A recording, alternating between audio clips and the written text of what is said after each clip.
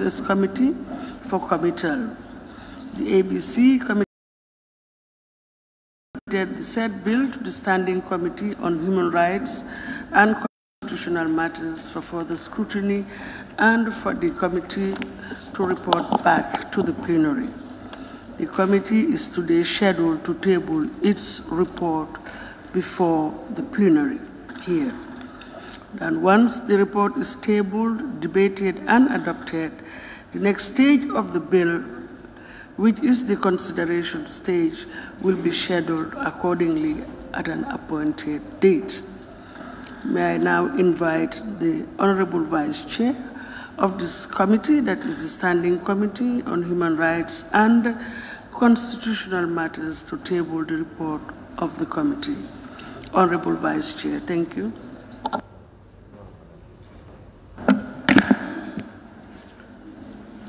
Thank you very much, Honorable Speaker. Sorry, just a second.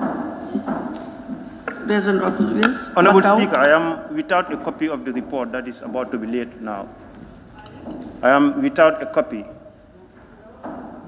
No.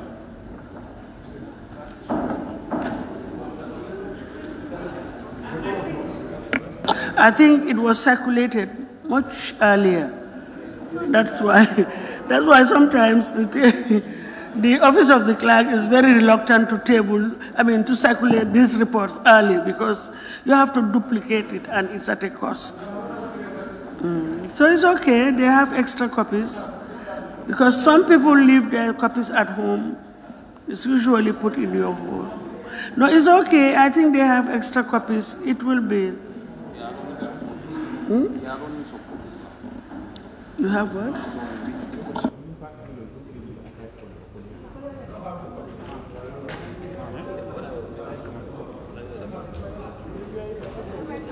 These copies was the report was circulated, but if it can we please, Mr. Mendy, can you please allow us, Mr. Mendy, please, thank you. What I just want to say that if it is a fact that many honorable members don't have their copies with them, I've been made to understand that they are running extra copies. We can give 5–10 minutes so that everybody will have a copy, so that we go through the records. That's a proposal. Otherwise, we proceed with the tabling of the report by the Vice Chair. Yes, Lower Opanyomi.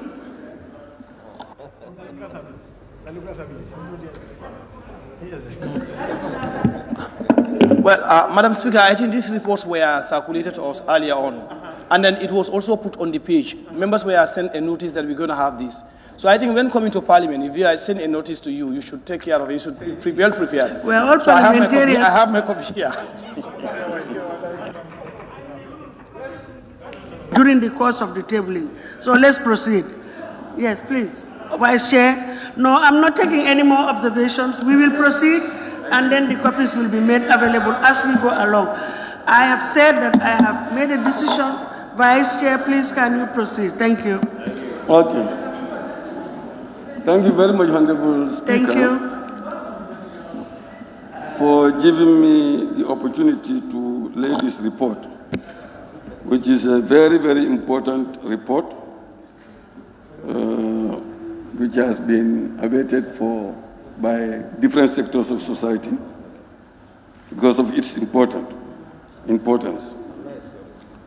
Honorable Speaker, the members of the committee include your humble self, Honorable Mariam Jack Denton, Chairperson, Honorable Swaibu Toure, Vice Chair, Honorable Ndeye Yasin Seka, a very important member of the committee, Honorable Yakumba Jaite, Honorable Fatoumata Ndiaye, Honorable Madi M.K. Sise, Honorable Dembo K.M. Kamara, Honorable Bakari Kamara, Honorable Usman Toure, Honorable Omar Sise, Honorable Alaji S. Dabo, and Honorable Momadou Kamara. We also have our supporting staff, which includes Mr. Suleiman Jallo, Mr. Lamin Diba, and Tony F. Mendy. Honorable Speaker, we also have a lot of witnesses for this bill, and you can see their names. Honorable Fatou Kinte, who is the Minister for Gender, Children and Social Welfare, Roy Bite from the same ministry, Jeneva Jabi, Director from the same ministry, Alaji Sedika, Director from the same ministry. We also have from the disabled organizations, Ru Havis, Acting Director, GFD, Omar Emen Kamara, Secretary General, GFD, Adam Assar, Treasurer, GFD, Mohamed Kurubali, Chairperson, GFD, and Sumana Sano, Secretary, GAPD, Babukar Ka, NYP, Lamin K. Fati, GAPD, that's the Physically Disabled Association, Alassana Jallo, GAPD, Yabo Kamara, Serakunda Women Association, Kumbasise, Serakunda Women Association, Yasin Baji, Serakunda Women Association, Mansour Diop, National Human Rights Council, Commission, Jarau Jabi, GFD, Dudu Lum, GFD, Lamin Dabo, APD, LRR, Cherno Sise, Start Now, Communication Officer, Joseph Mendy, GAA, Seni Kamara, DSW, Lamin D. Sonko, Sign Language Interpreter, Madi Jobate, Country Representative, GFD. These were our witnesses, during the scrutiny of this important bill. Honorable Speaker, the Human Rights and Constitutional Matters Committee has devoted significant attention to the bill because of its relevance and necessity. Honorable members have also shown their full commitment and interest and acted swiftly in responding to the needs of persons with disabilities. The committee scrutinized each and every clause of the bill to ensure compliance with the 1997 Constitution, international laws, and best practices. During the consideration of this bill, the committee consulted most of the stakeholders, including the Gambia Federation of the Disabled. Furthermore, the United Nations High Commission for Human Rights has assisted the committee with a technical analysis for the bill, of which significant references were made. So we have both general observation and specific observations. Our general observations include 6. The committee observed that the bill complements Section 31 of the 1997 Constitution, which reads, 1. The right of the disabled and handicapped to respect and human dignity shall be recognized by the state and society. 2. Disabled persons shall be entitled to protection against exploitation and to protection against discrimination, in particular as regards access to health services, education, and employment. 3. In any judicial proceedings in which a disabled person is a party, the procedure shall take his or her condition into account. 7. Most of the provisions of the bill are progressive and provide adequate protection to persons with disabilities. Among those relevant clauses are the provisions dealing with establishment of national funds for persons with disabilities, obligation to provide social support to persons with disabilities, duties to safeguard persons with disabilities, prohibition of discrimination against persons with disabilities, and access to physical and public services to persons with disabilities. Honorable Speaker, 8, it was further observed, that there are many sections in the bill which made reference to schedules. However, those schedules are not attached to the bill, or were not attached to the bill. It is therefore recommended that the aforementioned schedules be attached. 9, in addition, the advisory committee, as used in the bill, was observed to be inadequate. The committee proposed it to be amended to advisory council, to ensure a proper and efficient advisory body for the welfare of persons with disabilities. The committee further recommended that the amendment be given effect in any clause or section where advisory committee is used. 10, it is also observed that the acronyms for persons with disabilities is not affixed immediately before act in the clause, which is necessary for the short reference to the bill. It is recommended that PWD, persons with disabilities, be used as the acronym for persons with disabilities. The short title of the bill now reads, "This act may be cited as the Persons with Disabilities, PWD Act 2020, and shall come into force on such date as the minister may, by notice in the Gazette, appoint." As you can see, we were dealing with this in 2021, and 2020, and now we are in 2021, so we'll make further recommendation to change that date to 2021. Specific observations, Honorable Speaker. Proposal 1. I'm sorry, the proposals are many. Some of them are just typos, some of them are spellings, etc., etc. I will try to see, I don't know whether I should read everything, but I will try to find out the most important and just mention that since we all have the bill before us, don't you think? Yeah. So the interpretation section was scrutinized effectively, and some of the observations and recommendations of the committee on the said section are discussed below. The committee has made further attempt to redraft the provisions on which suggested amendments were made to ease the workload of the Assembly during the consideration stage. So the advisory committee, the way it was explained there was that the advisory committee means the advisory committee for persons with disabilities. We recommended that it be amended to advisory committee means the advisory council for persons with disabilities. So the change word there is council. Note, it is recommended that this amendment be given effect throughout. Wherever you see advisory council committee, it should be changed to advisory council. 2, affirmative action. The way it's put in the bill, there was a typo there. Instead of with, it says means policies and practices which favor persons with disabilities. We recommend that it be changed to affirmative action means policies and practices which favor persons with disabilities. 3, auxiliary aids and services include qualified readers, interpreters, and guides, tape text, audio, visual, and pictorial recording, braille equipment, large print and braille materials, tactile equipment, orthopedic appliance, and other devices and services that support persons with disabilities to participate effectively in all aspects of life. That was the original there. We recommend that it be amended to auxiliary aids and services. Note the differences. Include qualified readers, interpreters, and sign language is the change there. Sign language interpreters was missing. And guides, tape text, audio, visual, pictorial recording, braille equipment, large print and braille material, tactile equipment, orthopedic appliance, and other devices. Devices also is included now. It was not there before. Other devices and services that support persons with disabilities to participate effectively in all aspects of life. 4, civil society. You can see the definition there means, the only thing means a non-government actors. A non-government actors. The only change there in our amendment is non-government actors. We remove the A. It's non-government actors.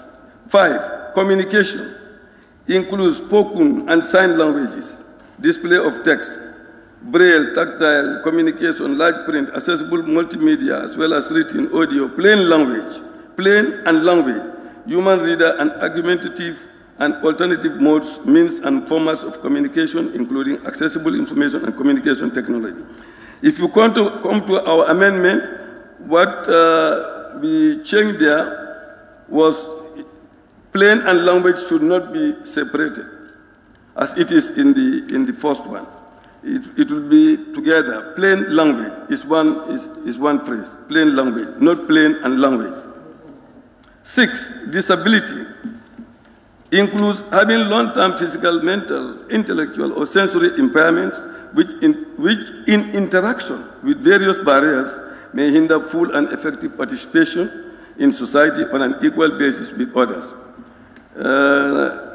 We propose that disability will now includes having physical, mental, intellectual, sensory, visual or hearing. It's a new thing there. Visual or hearing impairments and conditions. Conditions too is a new thing, and conditions, which in interaction with various barriers may hinder full and effective participation in society on an equal basis with others. 7, disabled people's organization means an association or a society formed by persons with disabilities registered under the relevant laws in order to promote and protect the rights, well-being, and dignity of persons with disabilities. We recommend that the definition will now stand means an association or a society formed by persons with disabilities registered under the relevant laws in order to promote and protect the rights, well-being, and dignity of persons with disabilities.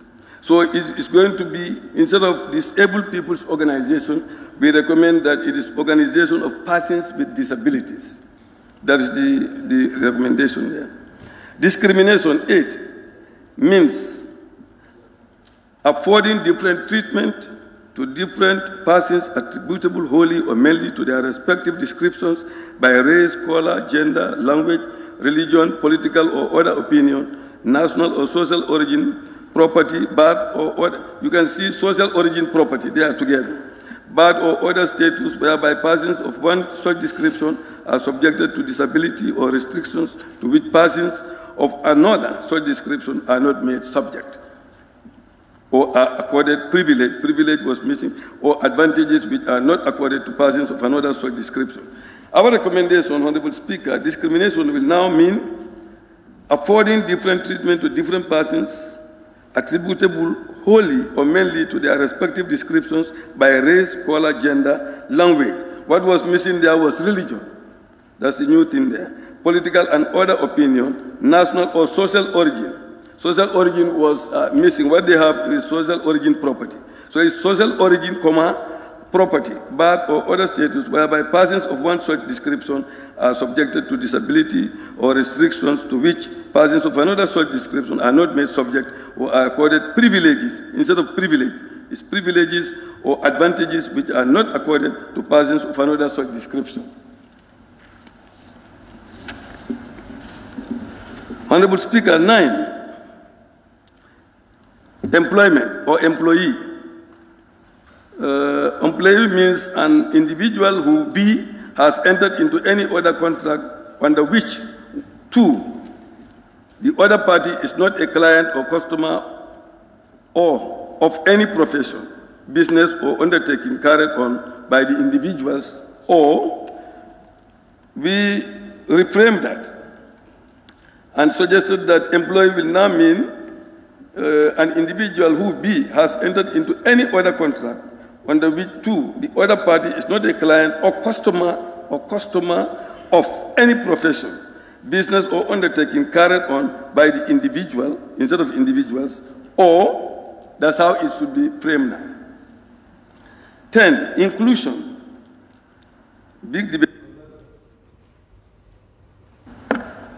Inclusion means the process whereby people or society value and respect diversity as part of life and thus minimizes barriers in order to accommodate persons with disabilities to participate in and contribute to that society. We recommend that it now means the process whereby people or society value and respect diversity as part of life and thus eliminates barriers in order to accommodate persons with disabilities, instead of persons with disabilities, to participate in and contribute to that society. 11, inclusive school means a place where barriers have been removed to enable students with disabilities to learn and participate effectively within the general school system. We want to change that to mean inclusive school now means a place where barriers have been removed to enable students with disabilities to learn and participate effectively within the mainstream school system. The mainstream school system. Mainstream is a new thing there.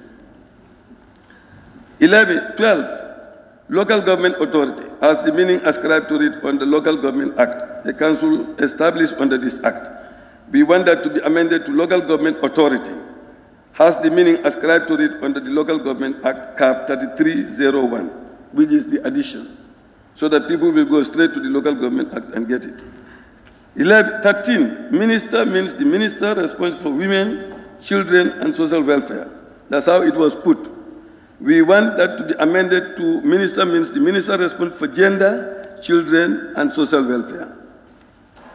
14, person with a disability means a person with a physical, intellectual, sensory, or mental impairment and whose functional capacity is limited by encountering attitudinal, environmental, and institutional barriers.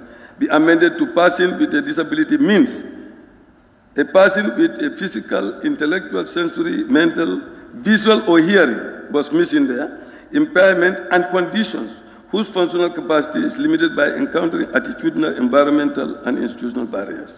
That's the recommendation. 15, Honorable Speaker, reasonable changes means necessary and appropriate adjustments offered in a manner that does not impose a disproportionate burden where needed in a particular case to ensure persons with disabilities enjoy or exercise on an equal basis with others all human rights and fundamental freedoms. Others all human rights. That's where the change is to. So our recommendation is others will stand on its own and all human rights and fundamental freedoms will stand on their own. 16, rehabilitation means combined efforts in the domain of health, education, vocation training, psychology, public awareness, and work physiology, physiology. I think we want to say physiology. Work including community-based rehabilitation intended to raise the functional level of a person with disability so as to enable him or her to take part in the normal life of the community.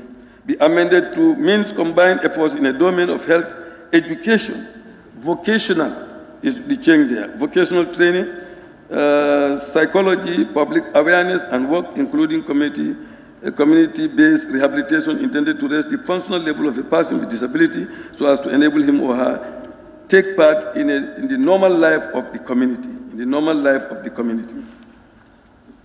Honorable Speaker, Proposal 17, or Observation 17, relative in the bill, the meaning given to it is that a person who is related to a person with disability by blood, marriage, or adoption. That's what was there. We recommended that the meaning be changed to a person who is related to a person with disability by blood, marriage, adoption, guardianship, or kinship, to broaden the scope. 18, it is further recommended that tactile and albinism be defined in the Interpretation Act. That was missing in the Interpretation Act. Proposal 2, Section 3.1 of the bill reads, the disability coding provided in the first schedule shall determine. Our observation is that the committee observed that there is no schedule attached to the bill. The recommendation is that a schedule be attached to complement the aforementioned section. Proposal 2, Section 4A of the bill reads, the principles of this act are to promote A, respect for human dignity, individual freedom to make individual choices, and the independence of persons with disabilities. Our observation is that the subject principles is in the plural form. Thus, freedom should also be pluralized. So where we put freedoms there. Recommendation. It is recommended that the section be redrafted to capture the plural form of freedom. Section 4A now reads. That's why we put freedom. You can see it. We just add freedom there. Section 5.1A reads, and G reads, the Advisory Council shall work with the Ministry to ensure and promote the realization of all rights and freedom of persons with disabilities without discrimination, and shall, in that respect, A, undertake measures effectively comply with the rights of persons with disabilities as provided for under this Act, and international, regional, and sub-regional conventions on the rights of persons with disabilities. E, collaboration with relevant institutions to undertake and promote research in relation to development, availability, and use of. G, promote the training of professionals and staff who are working with persons with disabilities on their right and the rights of persons with disabilities as recognized in the Act, so as to provide better assistance and services guaranteed by those rights. So our observation was that the committee observed grammatical errors and absence of subject-verb agreements. So our recommendation is that Section 5 be redrafted to reflect the corrections made on those errors. The section now reads. So that's the measures to effectively comply, collaborate instead of collaborates, and their rights instead of right has to be added to the rights. Those are the corrections that we have. Proposal 7AC, Roman 3 figure and D reads. The advisory committee shall, in collaboration with civil society and other actors, take appropriate measures to A, raise public awareness regarding the potential contributions.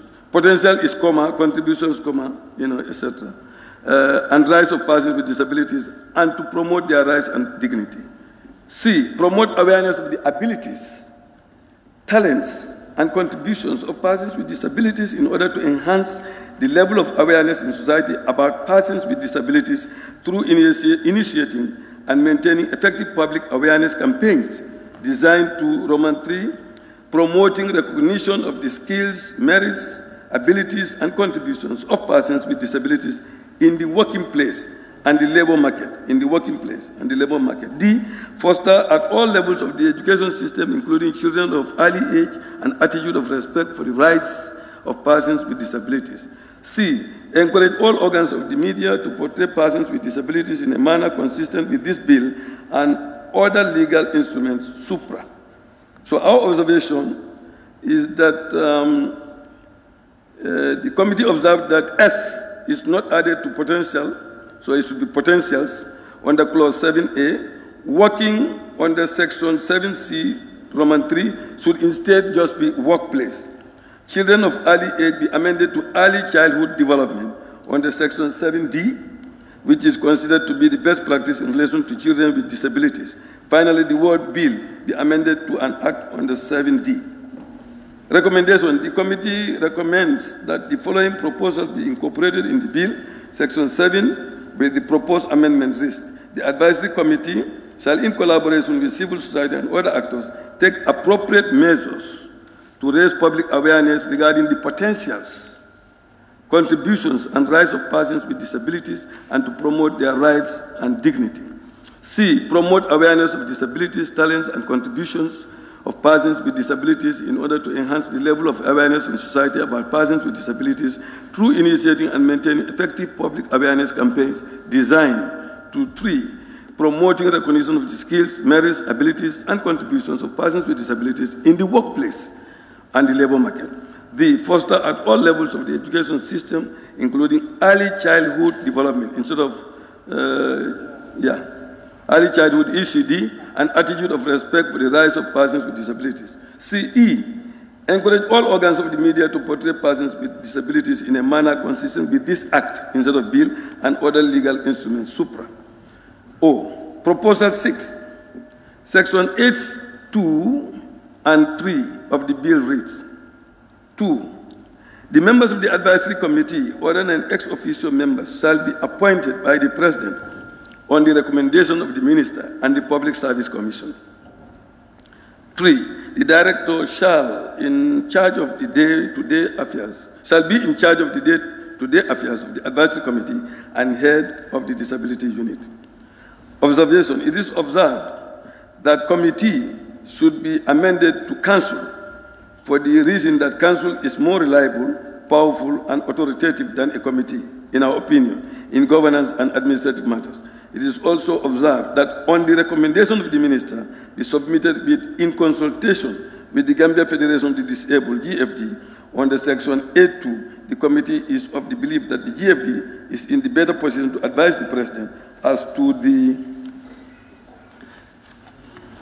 fit and proper person to represent them and their interests. It is further observed that hyphen be inserted between day to day instead of the TO.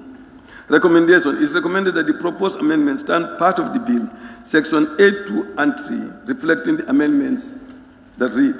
The members of the advisory council, other than ex-officio members shall be appointed by the President. Sorry, can I observe?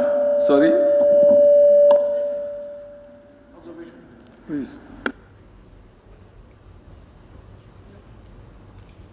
Yes, observation. Yeah. Yeah. Thank you very much. I want the mover, once you read the proposals, no need to reread again entire section of the recommendation. Just refer us to the relevant amendment or changes made to save time. Thank you. I observed that, especially dealing with the big paragraphs, the large paragraphs, you can just refer to, like, for instance, you want, if okay, I had captured I think you him. observed that I tried to do that. But did you get him? I don't know how satisfied you okay. will be. Okay. Like for instance, on the 8, if you go to your page 6. Yeah. As you can see, it's advisory committee. Sorry. Let me just look at your page 6. On the 8, discrimination. You've read that whole paragraph. And then the proposals, the proposed amendments also. The only things that you are changing here or proposing an amendment to is social origin property. So what you can do is be amended to discrimination, religion, social origin, and privileges as contained in the paragraph. Instead of reading the whole 2 paragraphs, they're basically the same except for those 3 words. Just to save time. And I'm sure honorable members will go back. I made that suggestion before, but no reaction. I said I made that suggestion before I start, but there was no reaction. Okay. Noted. We can go now. Okay, I think we are at proposal 7. Section 10(1)(c), D, and H. What highlighted was there are registers, monitors in D, and in H, bill. So our observation is register should be changed to register instead of registers. It's one register. And monitors should be changed to monitors. And yes, bill should be capital B, and the other change is the act. That's the recommendation there. If we can follow it that way, huh? That's fine. All right. Then proposal 8, section 11(1)(1)L and section 11(4) of the bill reads, the advisory council is composed of 1, a representative from the office of the ombudsman. L, a representative from the Association of Non-Government Organizations. 4, the highlighted word there is purposes, which is changed. So it is observed that representative from the ombudsman be changed to representative from the Ministry of Health instead of from the ombudsman. That's our recommendation. And from the non-government associations be amended to a representative from the civil society organization instead of organization. So the recommendation is Ministry of Health and civil society organizations. Yes, and then we can go to proposal 9. As you can see, the highlighted word there is determined by the person. The advisory council shall meet at least once every 3 months at such time and place determined by the person. 2, the quorum at the meeting shall be 2/3 of the members of the advisory council. So our observation is, before determined, to ensure grammatical flow in section 3(1) and a hyphen be placed. That is our recommendation. So it will be 2/3 in section 13 and 2 instead of 2/3. Section 13(1) and 2 of the bill reads, the advisory council shall meet at least once every 3 months at such time and place as determined by the chairperson. The quorum at the meeting shall be 2/3 of the members of the advisory council. Proposal 10. You can see in F, we made a highlight there of bill. And in G, we made a highlight of increase of persons with disabilities. And in H, we made a highlight of the elections. And I, what is highlighted there is registers. And I think this is L, or 1, is monitoring and evaluation of this act. Yes, and in O, you will see the highlight of forthwith. And P is hinder. And 2 is, yes, welfare and persons with disabilities. And F is prevention of discrimination against persons with disability resulting or against from disability. So those are the corrections we've done there in our observation. So it's recommended that and should be changed to off under section 13(2)(b), and provision of section 15(f) be substituted with elimination of all forms of discrimination against persons with disability. The way it's framed is kind of jumbled. So that's the recommendation, to do those recommendations. Yes. The Advisory Council, C, shall participate in the monitoring of all facilities and programs designed to serve persons with disabilities and advise accordingly. And F, advise on preparation of code of conduct for effective implementation of relevant provisions of this act instead of bill. So those are the corrections: electoral monitoring, evaluation, and implementation. So we go to proposal 11. Under proposal 11, that's a tough area. Section 16(1)(2) of the bill reads, there shall be a committee. We said now we changed committee to council. Or there shall be a committee in every village. Sorry, that is maintained. In every village or ward, a committee, either council committee, region committee, municipal committee, and city council committee. The composition, functions, and procedures of the committees shall be prescribed in the 3rd and 4th schedules to this act. We recommend that they are attached, you remember. Observation is there, and the recommendation is that there shall be a committee in every village, in every ward, in every district, every area council, every region, every municipality, and every city council to separate all the areas. That is our recommendation in that area. Proposal 12. 17(1)(a) of the bill reads, the sources of funds for the committee include monies to be appropriated by the National Assembly, or monies to appropriate by the National Assembly. That's the way they put it. Our observation is it should be observed that D should be added to appropriate, to make it appropriated. That's the recommendation there. Proposal 13 on page 19. Section 18(2)(a) and D of the bill reads, the sources of the fund for the fund. The sources of fund for the fund include fees or any sum that may become payable to the fund in the discharge of its functions under this bill. Any other source legally acquired. So you can see the observations there. Committee observed the bill be amended to act on the section 18. Sources, instead of source, it is sources. And for, those are the additions. And of is also in the clause of 18(3)(c). And Article D is also added to the objectives. Yes. Recommendation, that's the recommendation there. Yeah.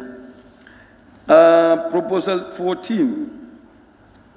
It says the Directorate of Social Welfare shall keep proper records and books of accounts in its income and expenditures in relation to its operations in a form approved by the Auditor General. The Advisory Council, what we have added there is the immediately preceding financial year. And the observation is Directorate would now be on the 19(1) of the bill be amended to Director instead of Directorate. And the word immediately in section 19(3) be deleted to ensure clarity. We remove the immediately there. That's the recommendation. So now instead of Directorate, it's Director. Proposal, and then the Advisory Council, what we add there is the preceding financial year. At the end of the preceding financial year. That's when they should submit their accounts to the Council. Of the Council. Proposal 15, 21(1) and 2 of the bill reads, you can see the highlighted word there is integrated. And Advisory Committee is also highlighted because we want committee to be there. So integrated and committee is changed there. So the recommendation is, yes, the committee recommends for the assistance to be extended to include state institutions and the organization of and for persons with disabilities. The word integrated be amended to include, amended to included, and the second integrated under section 21(2) be amended to mainstreamed into. It is further observed that the word her should be inserted before place in the text. So as you see the recommendation, that's what we have put together and highlighted them. Proposal 16, the highlighted word there is give directions. And our observation is it should be gives. So the recommendation is to simply correct that typo. Proposal 17 reads, the local government authority through a social welfare officer shall provide counseling to parents, guardians, relatives, and persons with disabilities for the purpose of reducing or removing the degree of stigma among them. Stigma among them was the debate there. So we observed that the phrase reducing or removing the degree of stigma among them be amended to eradicating stigma. Eradicating stigma. So that's the recommendation, to eradicate stigma instead of reducing stigma. Proposal 18, as you can see, interest in the phrase, that's what is highlighted. Observation is interest. Recommendation is to the word of be placed immediately after interest, the clause with the proposed amendment, so that it reads properly, the reading flows. That's the proposal there. The decision shall be made by that officer in the best interest of the person with disabilities. Section 27(5) of the bill reads, the highlighted word there under observation is on the register. Cause tautology in the clause. The recommendation is or not be added to the end of the clause and the phrase on the register be deleted. The clause with the proposed amendment reads, a person with a disability shall decide whether to be registered or not. That is the addition there.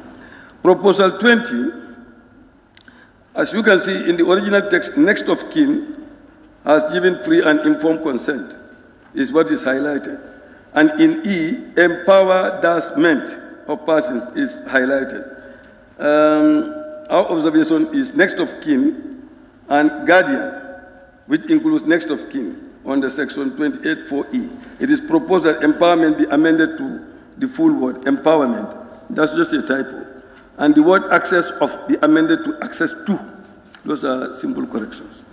Yes, and that's our recommendation, to do is just that. Proposal 21. Section 30E of the bill reads, the government shall promote the prevention of disability through E, the strengthening and implementation of road safely policies to minimize road accidents. If you don't observe, you will think that it's safety. So our observation is just to correct, instead of safely, to safety. That's the recommendation there. Proposal 22, the highlighted word there is on or above the age of 16 years in order to render them fit for employment or work. Those are the highlighted words there. You can see the observation, they are highlighted again. And the observation is that misuse of propositions in the clause.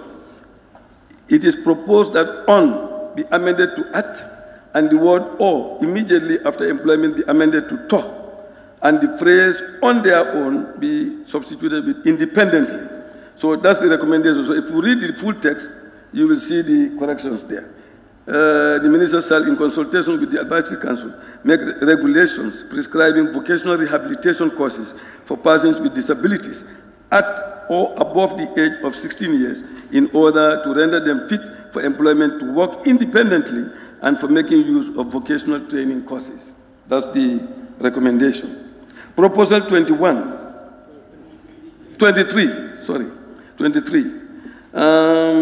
The highlighted word is Braille, suitable for students with special disability needs, which is also highlighted. And that is our observation there.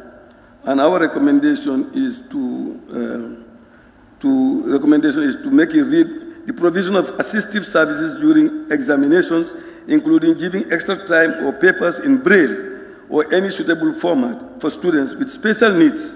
That's the recommended sentence there. Proposal 24. Section 34 of the bill reads,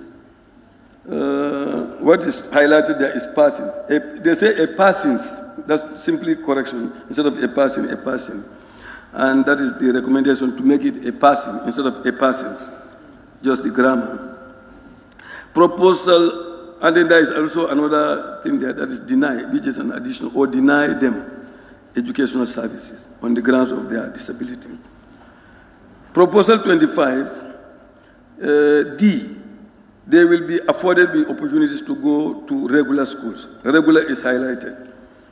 And 4, and person who owns is highlighted. So our observation is regular school be amended to mainstream school, which is the modern and suitable word. In addition, the words and person be amended to a person. Proposal 26. You can see the section was section 35(3). An employer shall be deemed to have contravened section 35(3) unless he or she can prove to the satisfaction of the minister and the advisory council that every employer. And C, every year submit to the executive secretary to an annual report. So our observation is that instead of executive secretary, it should be the director. We should change director to executive secretary. That's our recommendation there. Yeah. Proposal 27. In G, you can see the highlighted word decan, proof. And 4,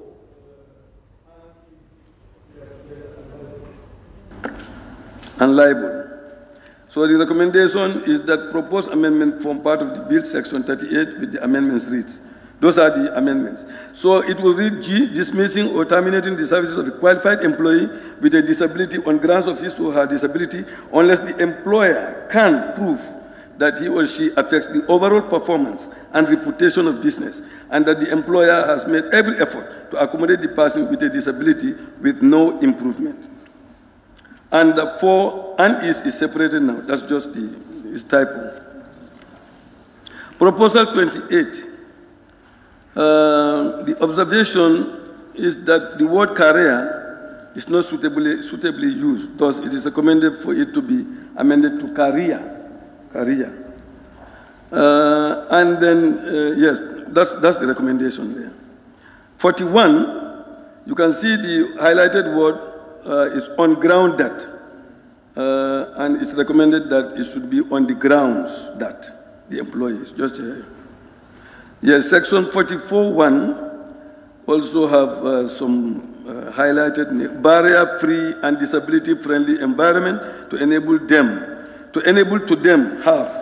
So those are the English that is corrected there. 3, every public, the word practical is highlighted there, and in 5, of public body is also highlighted. So the recommendation is to do those corrections. So it's recommended that persons with disabilities shall be entitled to a barrier-free, that is a dash between them, and disability-friendly environment to enable them have access to public premises. And 3, every public or private body shall comply with this section to such extent as is practicable instead of practical. And of a public body, the head of a public body shall, as far as practicable, and so the whole or part of the facility to which the public has access is also accessible to persons with disability. Yes, 48. Our observation highlighted disability, comfort of, and the Article D.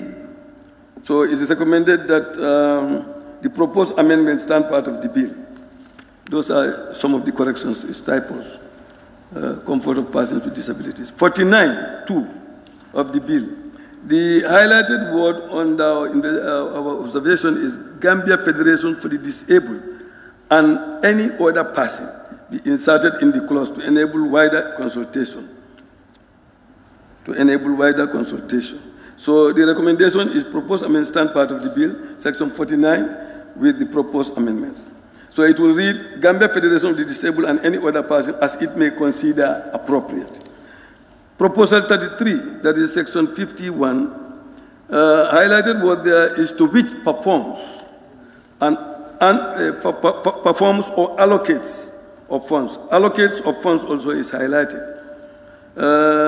Yes, so it is recommended that to be performed be amended to performance of, and the word allocates be amended to allocation of. Gambia Federation for the Disabled be part of those to be consulted before the publication of sectoral plan, and for it to replace the phrase appropriate representatives of persons with disabilities. So that's the recommendation, to make it short. Proposal 34, section 51(1) of the bill reads, the executive secretary may on his or her own motion aggrieved person. So aggrieved is highlighted. Our observation is the aggrieved. Director also is our, instead of secretary general, instead of executive secretary, it should be the director. So that's our recommended. Director on his own, or the director on his or her own motion, and any aggrieved person or his or her legal representative may lodge a complaint relating to. So that's the proposal there, to stand part of the bill. Section 54 of the bill reads, as you can see, requirement is highlighted, and our recommendation is that the proposed amendment stand part of the bill, section 54 of the bill. Yes, to add S to the requirements to have a permit. Proposal 38, organization, 36. Organization is highlighted in the first, in 2, and in 2.1, in use of the media is also highlighted. In 5, of the persons with disabilities, and introduction, government and introduction of the minimum quota at the National Assembly is highlighted. Disabilities of the persons with disabilities, and council may petition the courts of law or the ombudsman for redress is also highlighted. So our observation is organization should take S. Those are the typos. It says, so it's recommended that the proposed amendments stand part of the bill with the amendments, with the recommendations. And you can see all the changes are there. And in 7, a person aggrieved by addition of the advisory council may file a petition to the courts of law or the National Human Rights Commission for redress. Where a person with a disability is a party to any judicial proceedings, the adjudicating body shall take into account the physical and mental conditions of the person with disability. Proposal 37, as you can see, enables or facilitates persons with disabilities highlighted. A person shall not exclude any person is highlighted. Observation, enables and facilitates immediately after which. So those, we are just recommending that we change enable to enables and facilitate, yeah. No, it's observed the words enables and facilitates immediately after, which on the section 57(1) should not take S and phrase. So a person shall not exclude any person, be amended to no person or authority shall exclude any person under section 57(2). So that's the recommendation. The provider of the service shall provide auxiliary technical aids or services which enable or facilitate persons with disabilities. So that's the recommendation now, to phrase it like that. No person or authority shall exclude. That's the recommendation. Proposal 38, section 58(3)(c) reads, you can see the highlights. To place for cultural performances highlighted, and our recommendation is to phrase it in such a way to enjoy access to places, for cultural performances or services, including theaters, museums, cinemas, libraries, and tourism services. Proposal 39, section 61(1) of the bill reads, you can see we highlight freedom. In our observation, freedom is highlighted. Recommendation, instead of freedom, it should be freedoms, as in the Constitution. Proposal 40, prohibit, the government prohibit is highlighted. Government and prohibit is in, shall is also highlighted in our observation. So the recommendation is, it should read, the government shall prohibit and criminalize any form of abuse and harmful practices targeted at persons with disabilities. That is the recommendation there, the key observation there. Proposal 41, section 71B. B, you can see discriminate against persons. Discriminate is highlighted. Object 2, a lawful order or obstruct is also highlighted. Premise is also highlighted instead of premises. And in 2, a person who knowingly aids another person in committing an offense. Aids and person is highlighted. So those are the observations there. And the recommendation is to a person who discriminates, instead of discriminate, we should add S there. For whatever reasons, S should be on that. Objects, obstructs, premises, these are typos or grammatical errors. Aids, abets, cancels, etc. That's the recommendation to do those to stand part of the bill. Section 71, intervention assessment is highlighted. So our observation there is intervention and assessment. Recommendation is that the proposed amendment stands part of the bill. The minister may, after consultation with the advisory committee, now advisory council, by statutory instrument, make regulations prescribing B, early detection, intervention, they should stand on their own, assessment and treatment of disability. That's our recommendation. Proposal 43, it is proposed that on the objects and reasons, the following amendments be made. The word difference on the paragraph C should have differences. The amendment now reads, the objectives of the Act are C, to encourage the people and all sectors of government and community recognize, respect, and accept differences and disability as part of humanity and human diversity. Conclusion, Honorable Speaker.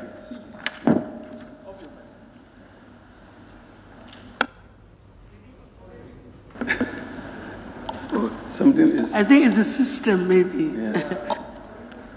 Honorable Speaker, in conclusion, after a long deliberation and consideration of the Persons with Disabilities Bill 2020, we recommend 2021 now when we come to consideration. The Human Rights and Constitutional Matters Committee recommends the bill with amendments. The honorable members of the committee have made all efforts to see that there is no delay for the presentation of this report to the plenary. In addition, significant efforts were also made by the Office of the Clerk, and particularly the Legal and Research departments, to ensure regular meetings of the committee and the preparation of this magnanimous report.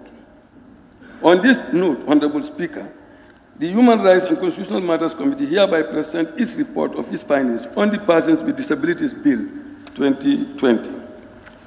And on that note, I thank Honorable Speaker as chair of this very important committee, and members of the committee, and all our witnesses and our staff who work very tirelessly to ensure that this bill comes. We would have laid this report in the last session, but because of some reason, I think the minister was indisposed, so we could not lay it. But our objective was to fast-track this thing to ensure that no delay is caused, because there is pushing and pulling all over the country over this important bill. On that note, I thank you very much and all the members for your attention. Thank you. Thank you very much, Honorable Vice Chair of the committee. Seconder, I think it was Cantora that caught my eye first. So I thought he wanted to make an observation. No, thank you very much. I just want to thank you very much, Honorable Speaker, for giving me the floor. I want to add my voice to the mover of the motion. I think this Parliament will be surely remembered for this giant effort that we are about to undertake in this Assembly. However, I would also use the opportunity to thank your leadership and the chairperson of the committee for actually making it possible for people living with disability to also have a sense of belonging in the society. This is what a true democratic society should really behave. That sense of belonging and sense of inclusiveness in the society. I just want to make observation. He did not second the motion and went on debating. All right, so thank you so much. I rise to second the motion. I thought he was just commending. I rise to second the motion. No, but you should technically second the motion before you proceed. Thank you. Thank you for that observation. Thank you very much, Honorable Speaker. I rise to second the motion. Equally, as alluded in the first intervention, that I recognize the tremendous effort rendered by this committee, to come out with such tedious exercise. However, this is a true meaning of democratic society. We have to have this sense of love and affection for each other to create a society whereby all inclusiveness is actually catered for. So it's a dream come true, more especially for the member, as has been crying for this particular day, that this Assembly, under her watch, sees that this bill is passed. I just have some few observations to make, probably during the committee stage. I don't know whether is it allowed in drafting to draft in the past tense. There are some keywords that are drafted in the past, like where you said, determined by the minister, said determined by the minister. I don't know their technical drafting skill. I'm not a draft person, but of course, when the legal teams are here, they will guide us through whether is it allowed to put a draft text to legislate in the past tense as well, and other appropriate funds. Sometimes they use appropriated funds. The original text reads appropriates fund by the National Assembly, but it's been changed to appropriated fund by the National Assembly. So there are series of that. So when we get to committee stage, of course, we'll see, and so that we can be guided by the legal mind, is allowed to do such amendments. Without taking much time of the Assembly, I want to thank so much, and I beg to take my seat. Thanks so much.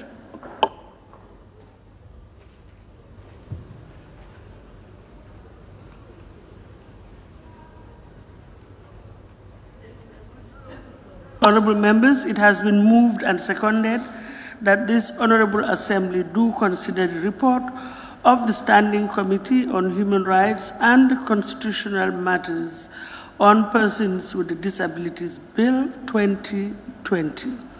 Those in favor, please say aye. Those not in favor, please say no. So now the ayes have it now. Any honorable member who wishes to take part in the debate may do so now. May I begin by calling the honorable member for Banjul North. We had already taken down I have Banjul North, Tumana, Busumbala, Jara East, Nyanija. Okay, thank you. Thank you very much, Honorable Speaker. Honorable Speaker, I want to first draw the attention of the Assembly to Standing Order 69. Standing Order 69 states,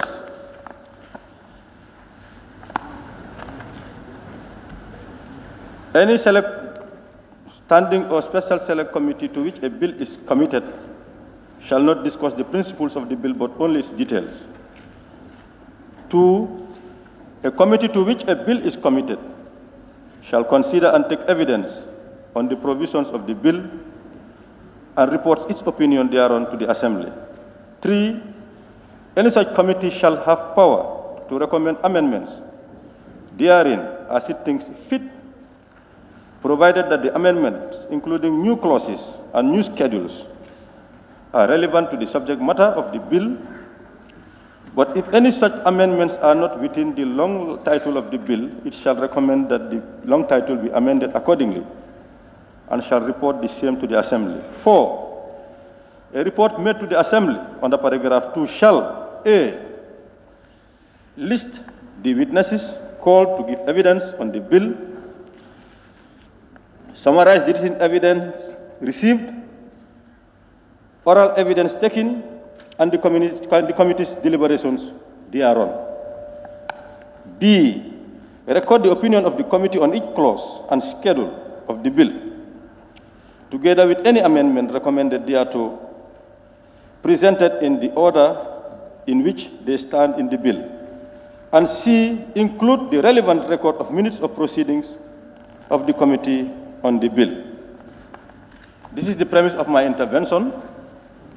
If you look at the report, although efforts have been made by the committee for a long period of time considering the bill, but the report fails to go by the requirements of Standing Order 69.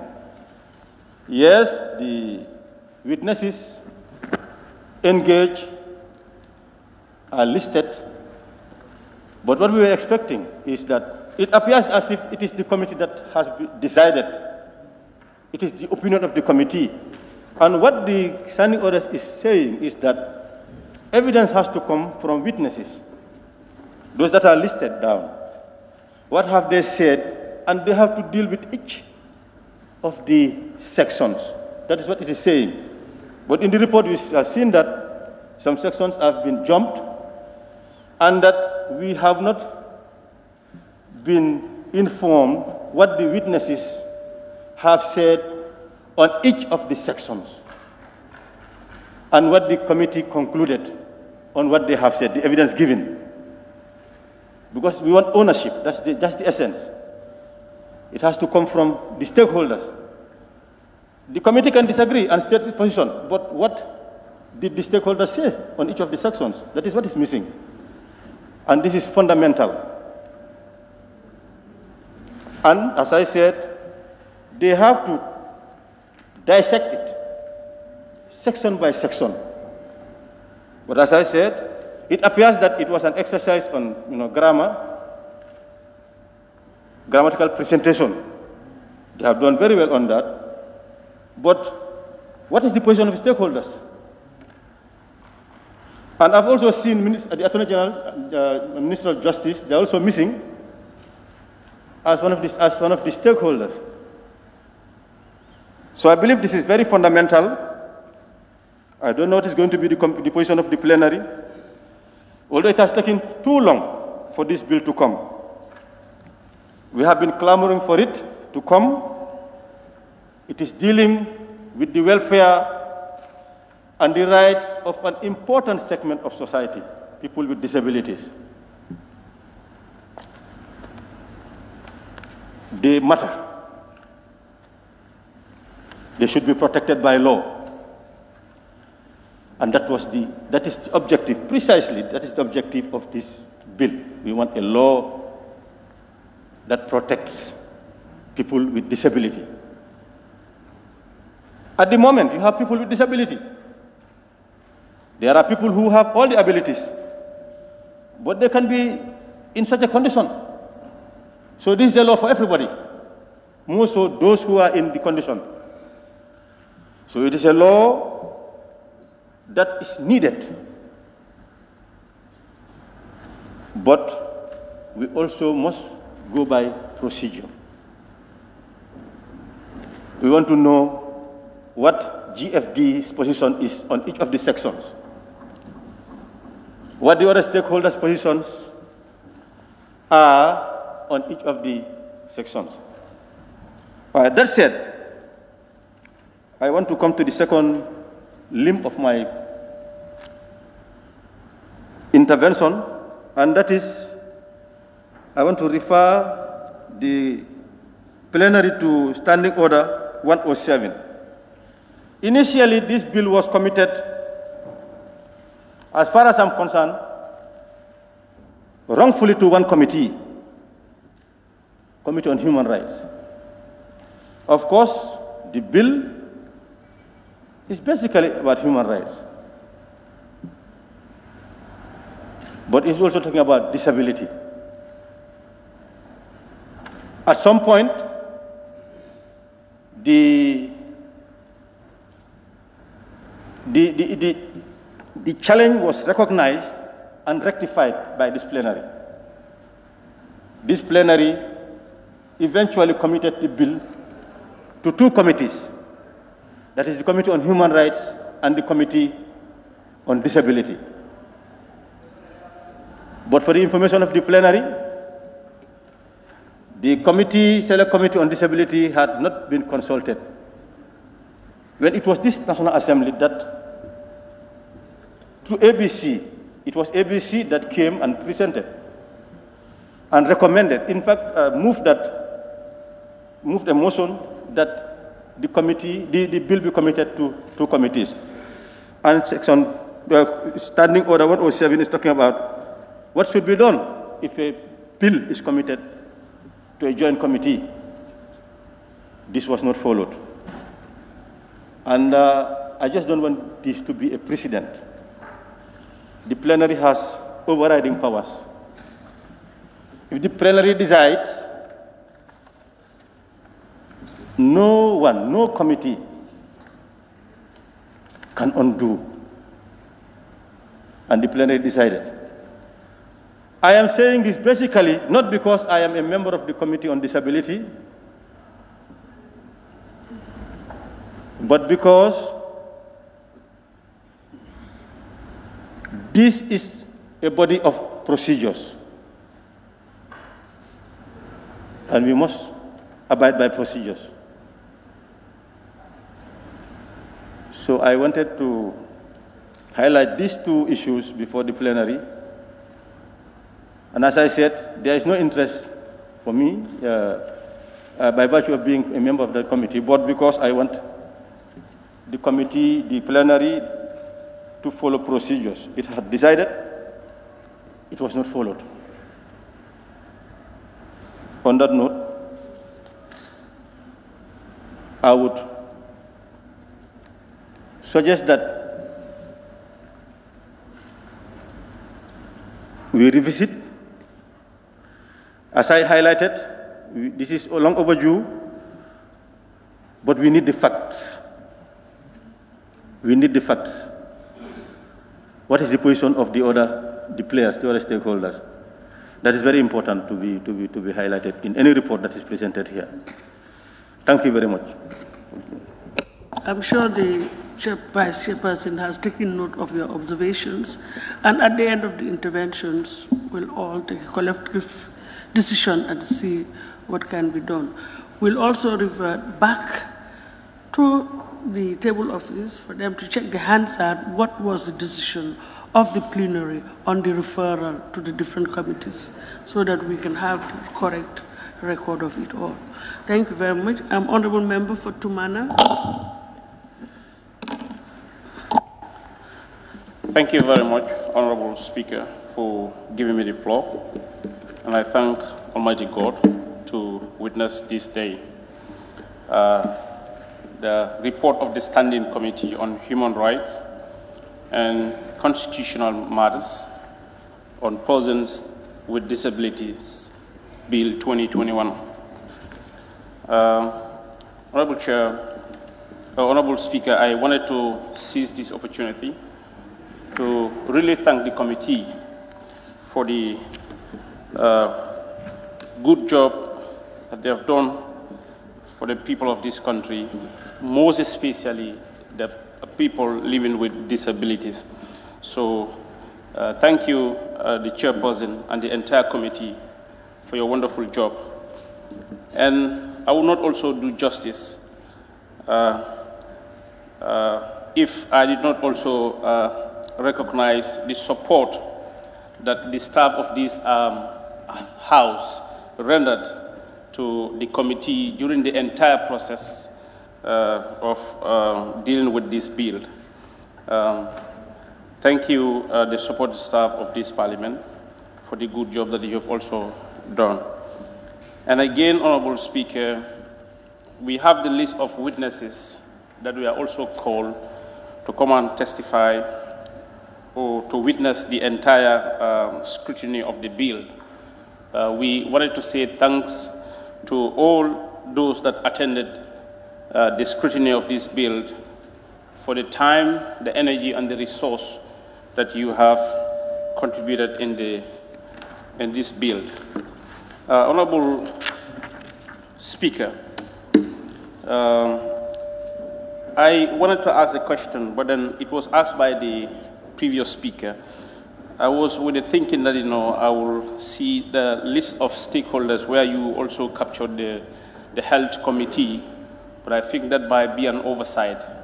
Yeah, but then that's something that we can really look into maybe the next time.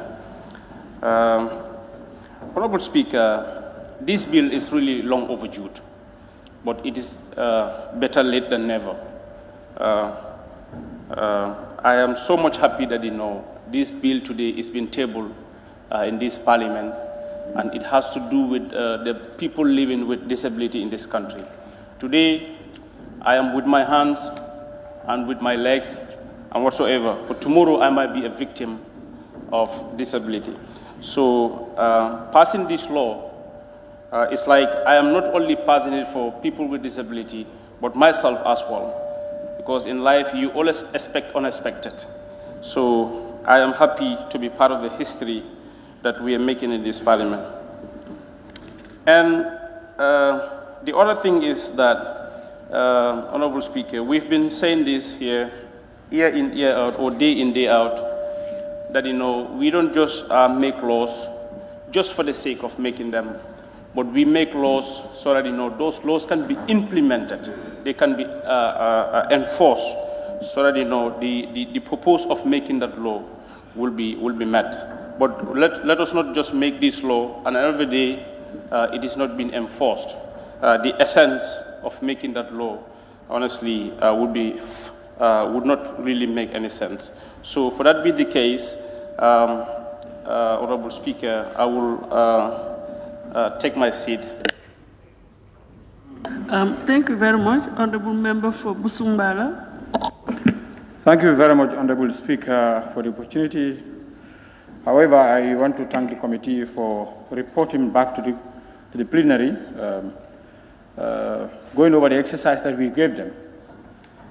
Refer this bill to the ABC, which was committed to human rights, and they've done something to report back to the plenary. Honorable Speaker, in the presentation, I have some observations, specifically for the presentation, and also a general observation and a point of noting for the plenary. First, in the witness column, because it's a bill, it's law, and none of us are experts in drafting. So I was having the question why the Ministry of Justice is not consulted. If they suggest any amendment, what implication does it have in the drafting of the law? Because law has its own way of doing it. That's why when you have issues, you hire a lawyer to be able to guide you in the process. So in their witness column, the Ministry of Justice or a draft person to help them, to guide them through of all the amendments that they want to do, whether it's in line with the drafting principles.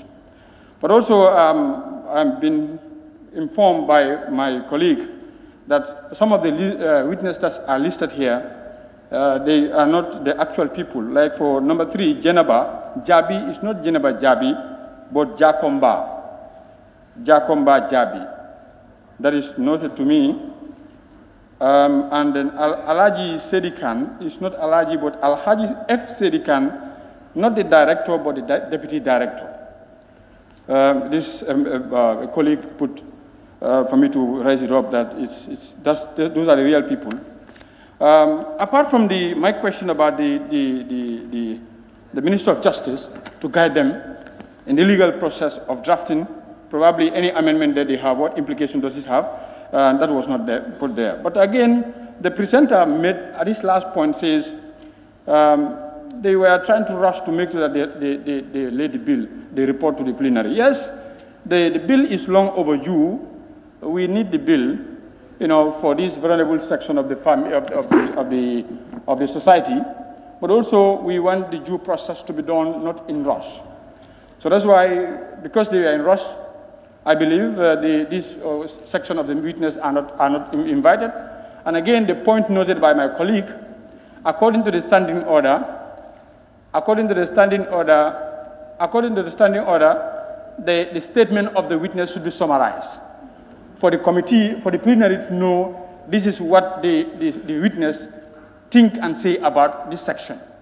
but they didn't say. They have mentioned that they have list of witnesses, but what actually do they feel about this section is not there, so they just summarize and bring it to us. So it seems that it's from them. So if they want to go through the provision of the standing orders, we need to see some of the feelings of the witness towards that one. Honorable Speaker, I want to put something that's for general.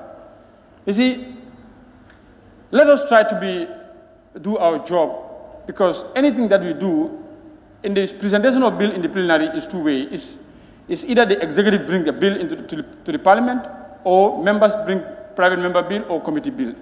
So most of the bills that we go through here in the plenary are brought by the executive. I want to put it to the assembly because an incident has happened. A question has been raised to me, which I feel like we should be mindful. Let us not just be seen as tools by the executive. That they want to have a good name. That, for example, disability bill, is an outcry. The whole world wants to see that Gambia is trying to introduce the disability bill. So when they come to us, we should have this question, whether they really meant to implement that law. Yes, that's the question. Whether do they have the required institutional preparedness to implement that law? Because if we ask ourselves, since 2017, so many bills have been passed here. But what is the fate of those bills? We don't know. Some bills are passed, they are lying on the tables. When you go to the institution, they say no funding. So you see, I want to put it to the plenary. Let us carry this along. We will not just be here just to say, okay, good name for the executive or good name for the National Assembly. Yes, they have passed the disability bill, but in 2-3 years' time, nothing to be said about disability bill because the institution was not prepared to implement it. So we should ask these questions along. Are they prepared? Both the institutional, the personnel, and the funding. If they are not, we need to. And the process it took. How long would it be ratified? Then assented, and then the process starts. These are questions we need to. Because Honorable Member, I appreciate your observations. Very well. Yeah, no. I said very well. I listened to you, so I think it's all. No, I said I listened to you. Can you put your mic down so that you'll hear me? Good. What I'm saying is I listened to you, and I will continue listening to you. But equally so, if I want to have you to hear me, I think it's also important that you allow me. All I want to say is that I appreciate your concerns raised and the issues that you have raised. But as far as the procedures are concerned, vis-à-vis our standing orders, we are to debate the report. I stand to be corrected, but if I want to get you right, you're going general in terms of how we pass laws, whether it is for the good of society or whether it's being implemented here and there.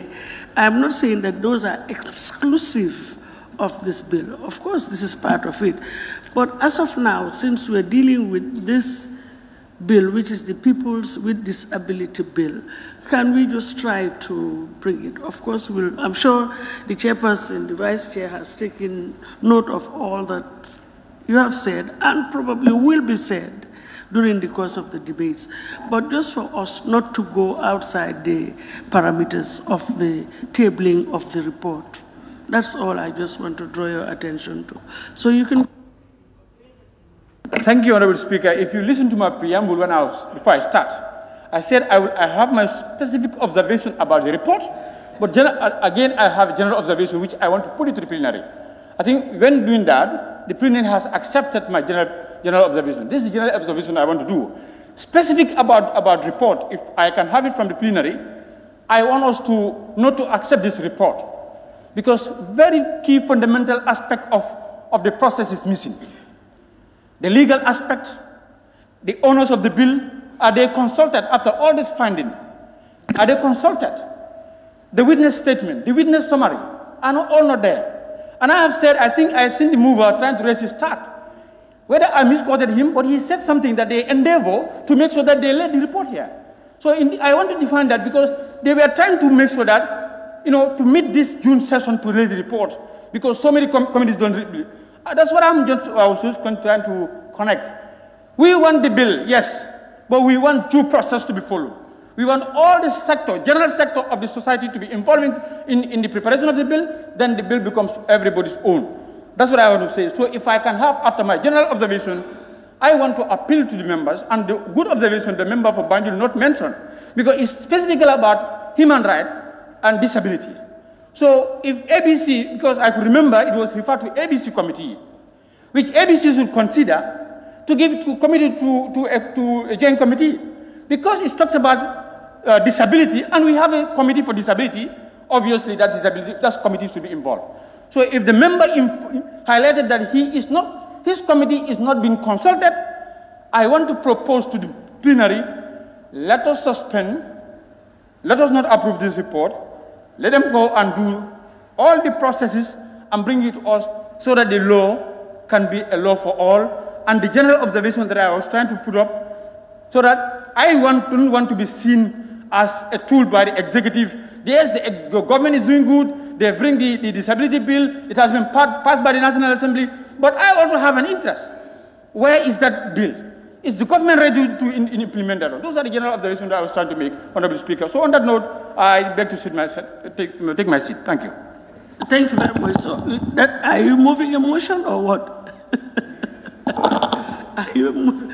No, what I'm thinking aloud now with this proposal, which to me is neither here nor there because you've not made a motion. No, just allow me. If you want the floor, it's given to you all the time, Honorable Member for Busumbala. Every time you need the floor, but somebody interjects, you say no. I mean, it's not right. It's just not right. Let us listen to each other, especially the chair. Thank you. So what I'm thinking of, I have a list of honorable members who want to take the floor. Probably they may equally have important issues, fundamental issues that they will raise.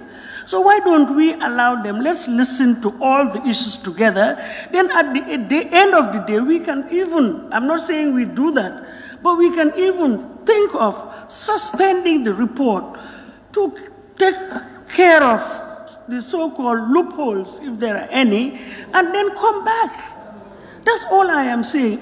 It's not for me to decide, but it's just a suggestion after listening to one or two. And I see honorable member veterans now nodding their heads. If that is agreeable, we allow other members to come on board. Let us listen to everybody, and then at the end of the day, we will suspend the response from the table at the vice chair, and then maybe they can do some slight amendments here and there, taking into consideration the provisions of the standing order. We come back. Nobody has monopoly of knowledge. You know, we share our knowledge and information. So if we think that, okay, there was an omission here, okay, something went wrong there, why don't we suspend and do it and come back? That's all I'm saying. But to cut short others. You don't understand me, or you are misquoting me. I didn't say, that's why I didn't pass any motion. Okay, sorry. In that case, I am giving my version of the report. So it's left to the plenary. I am saying, my suggestion, that's why I'm not conclusive to say I pass a motion. No. From my own personal perception about the report, I am trying to get the convinced members. At the end of the day, let us give back the report, they do the process and come back. So that's why I heard you right. Yes. I heard you very well. But equally so, what I am saying is before we give it back to the committee, why don't we allow opportunity? We may have more input from other honorable members. Are we agreeable to that? What is the consensus? You want us to close it, or you want us to allow others to have a chance?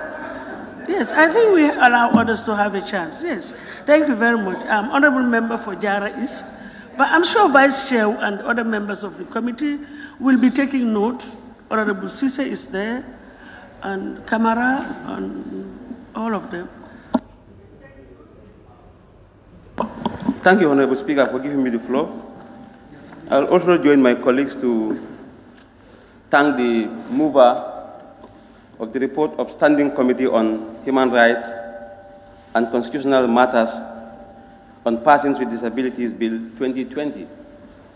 Honorable Speaker, I think the mover has done a wonderful job, and I want to thank the mover together with the committee members. Honorable Speaker, the need for human dignity and freedom is universal, and as a result of its universality, it becomes a stand-alone right. Honorable Speaker, if anyone is happy here, I can tell you that I'm happier than that person, for the simple fact that when I was going to school, I worked with the Gambia Association of the Physically Disabled Student Wing, together with Mr. Ibrahim Dibasi. We worked quite assiduously. I can remember we used to have our meetings at New Start Senior Secondary School, where we constructed some ramps. Honorable Speaker, this bill is very important. For far too long, our disabled community have been crying for this bill to be brought here before us. And I think today I can say the die is cast, because we have the bill before us. And I believe fervently that we are going to do justice to this bill, Madam Speaker. Honorable Speaker, as it is always echoed by our good friend, nominated member Nde Yasin, if I'm permitted to quote you, I quote, that disability is a package, unquote. Honorable Speaker, this is very, very important, this quote. Today you are able, in the next minute or in the next second, you could be rendered disabled. May God forbid. But there is tendency for this thing to happen. So when you have a bill of this nature, I think all hands will be on deck to make sure we give our blessing to this bill.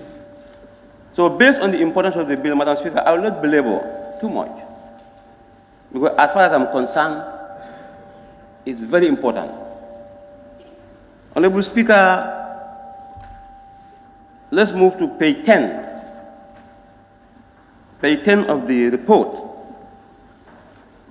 You will agree with me that the mover, member for Willie East, is a very good grammarian by all standards. But when you go to page 10, I think it must have been an oversight. Observation. It reads, the committee observed grammatical errors and absence of subject-verb agreement. We are speaking the same language. Subject-verb agreement, in the absence of subject-verb agreement, grammatical errors is grammatical errors. I think it's an oversight. Then we move to page 12. Page 12, observation. It is observed that committees should be amended to council for the reason that council is more reliable.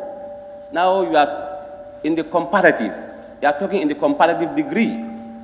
So you should have read more reliable, more powerful, and more authoritative. It must be maybe an oversight as well. We move to the last page. At the bottom, the tail one, where we have, on this note, Honorable Speaker, the Human Rights and Constitutional Matters Committee hereby present its reports of its, I think it is a typo, it should have read, committee hereby presents its reports and findings on the Persons with Disabilities Bill. Honorable Speaker, these are minor oversights. Point of order. Honorable Speaker.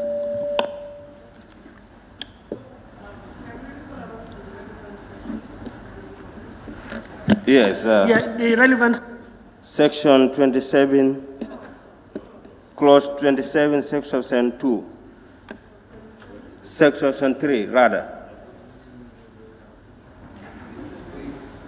It reads, Honorable Speaker, yes, a nominated member shall be referred to by name. The member who is speaking currently, I once told him in this parliament that We are calling nominated members honorable members because of the office that they occupy.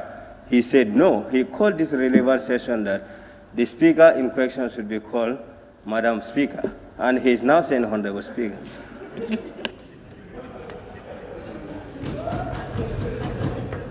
So I like that on a lighter note. You're done. Honorable Speaker, let me thank the member for lower body for that beautiful reminder. It was my humble self who made that here, Honorable Speaker. But honestly speaking, I was not supported. It's true, thank you.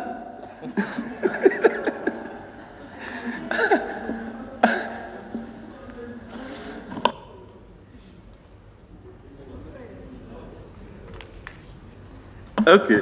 Madam, thank you very much. Honorable Speaker,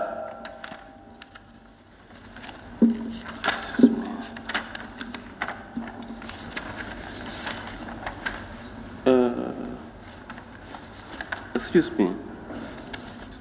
Okay, page 18. Page 18, yes, of the report, where you have recommendations. It is recommended that Schedule 3 and 4 be attached to complement Section 16.2 and that Section 16.1 be substituted with the proposal of the committee below. 1, there shall be a committee in every village. And other, I have seen that committee should be substituted for council because council is more powerful. So I want clarification. And if you go to Honorable Speaker, introduction.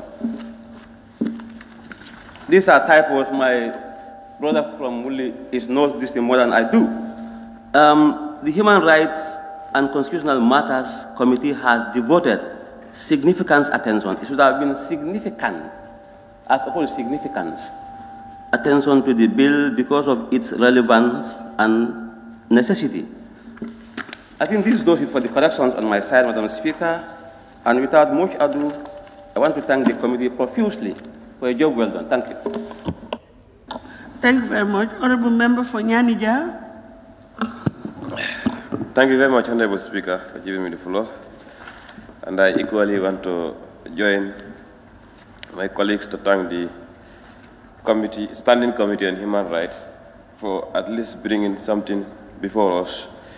Because many a times, as representatives of the people, we are approached by this group of society, that is the persons with disability, asking us, where is our bill, what stage it is, and so on. These are questions that they always keep on asking us, and then we keep on providing answers to the best of our abilities. But today, thank God that the committee have at least brought something, though I have my reservations, as my previous colleagues have also said. Looking at the report and also making reference to the standing orders, I think it could have been done better to make sure that what transpired actually during the proceedings of the committees is reported here, like we learn from other committees, because this is not the first time we are receiving reports on bills from committees. And I think that's just a point that the Honorable Vice Chair, the mover of the motion, need to set more light on, and then probably we all learn from that and move ahead.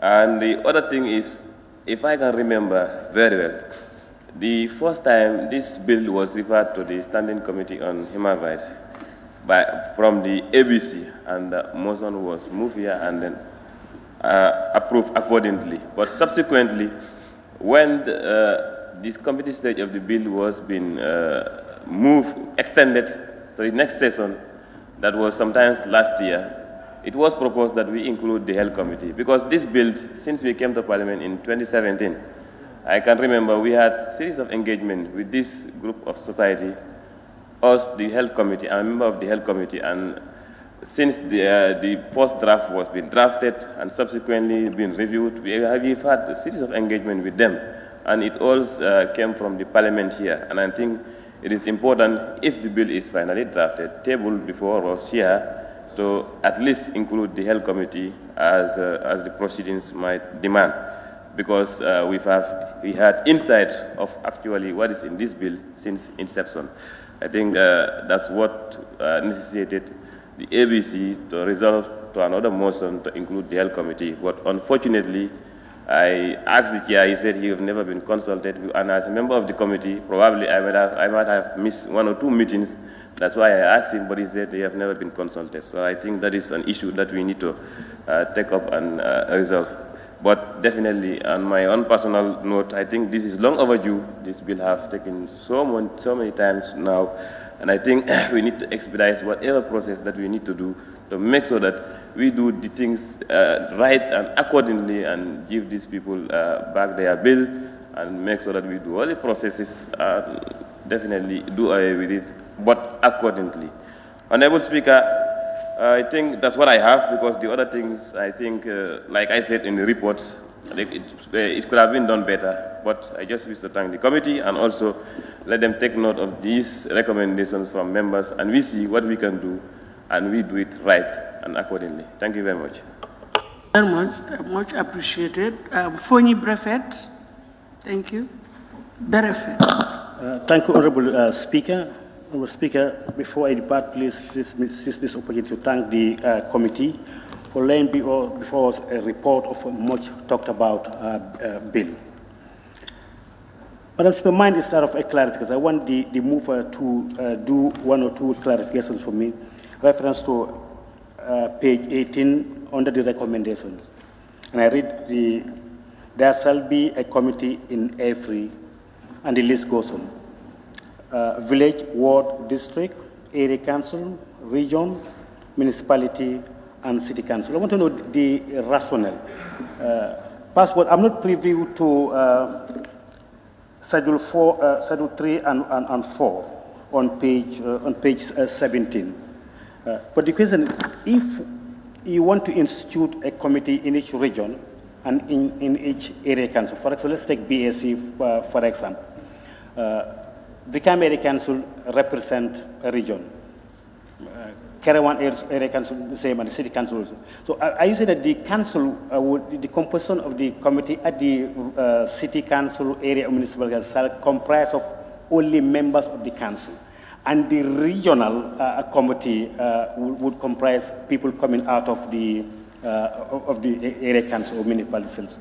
But what I'm trying to run after is duplication of efforts. The more committees you constitute, the more challenges you have in terms of coordination. So that is my worry, and that if we have checked at the rationale behind the formation of all these committees, perhaps we'll have loved to reduce them to the enhanced coordination. But besides us, I'm quite happy with the rest of the recommendations made. What with the issue at hand, the member for Banjul North has indicated procedural errors. If we have agreed that we have made a procedural error, it's important that we reflect on that. Because where I'm coming from is, if at the end of the day we feel that we need to refer the committee back, so the report back to the committee to do the necessary as per the dictates of the standing orders. When the report is represented, are we going to continue the debate? So for me, to save time, I would recommend we make a decision whether, despite all the procedural errors that were indicated, if we agree we have made such errors, what do we do? Do we ignore them and proceed? If, in my opinion, we made procedural errors, I think we need to halt, to rectify that, and then get the way forward. Other than that, if we proceed and we decide not to proceed, if the report is represented, are we going to exempt the further scrutiny of the bill? This is the observation I want to make. Thank you. Thank you very much. I don't know. My mind is working very fast, and I cannot recollect everything. But I remember instances when reports were tabled, and please correct me if I am wrong. They were adopted, but subject to annexes, addendum sort of the omissions that were contained in those reports were subsequently added. So, as I said, I'm just thinking fast. I cannot remember. Maybe you can help me on that so that we'll answer the question raised by Fonyi Brefet. Wuli is, can you? No, not Us. Wuli West, I see you nodding your head. Not once, not twice. Not once, not twice.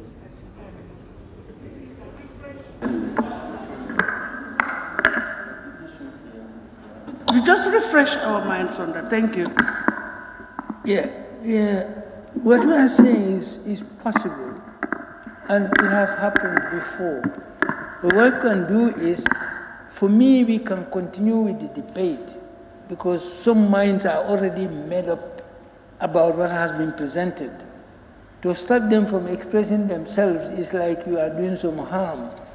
I think we should continue to debate, and then with the proviso that if we find the need to suspend it and refer it still for them to work with health committee, fine. But it is possible. You say now to the omissions, especially, I have read it once, twice, the inclusion as provided provided for on the clause 69, which says that the list of evidence, the list of witnesses, they're already given. Yeah, but the mic is on. Your mic is no. Can we have one meeting, please? Serekunda and Wuli West. Yes, thank you. If you look at 69, the report shall list the witnesses, which it has done. That is the witnesses called to give evidence on the bill, summarize the written evidence received, the oral evidence taken, and the committee's deliberations thereon. Probably that is something that is fundamentally missing in the report. I stand to be corrected by the Vice, and who will consult with his secretariat. But I think that is also missing. But I must also admit that maybe other honorable members were not there, and rightly so, but of course consultations were wildly ahead. And evidence was taken, deliberations were recorded, but probably what is missing, as rightly said, is that it is not indicated that, we consulted the group, that is the Disability Federation, on clause A and B, and this is what they said, and this is what we agreed on. So the final proposal is for A, B, and C to be amended, A, B, and C to form part of the bill. That's where I'm saying that probably those are what is the issues missing. So now how can we try to resolve that in terms of bringing it up on board so that honorable members can also have a share of it? Who said what and what was agreed on? Yes, Honorable Serekunda, and then...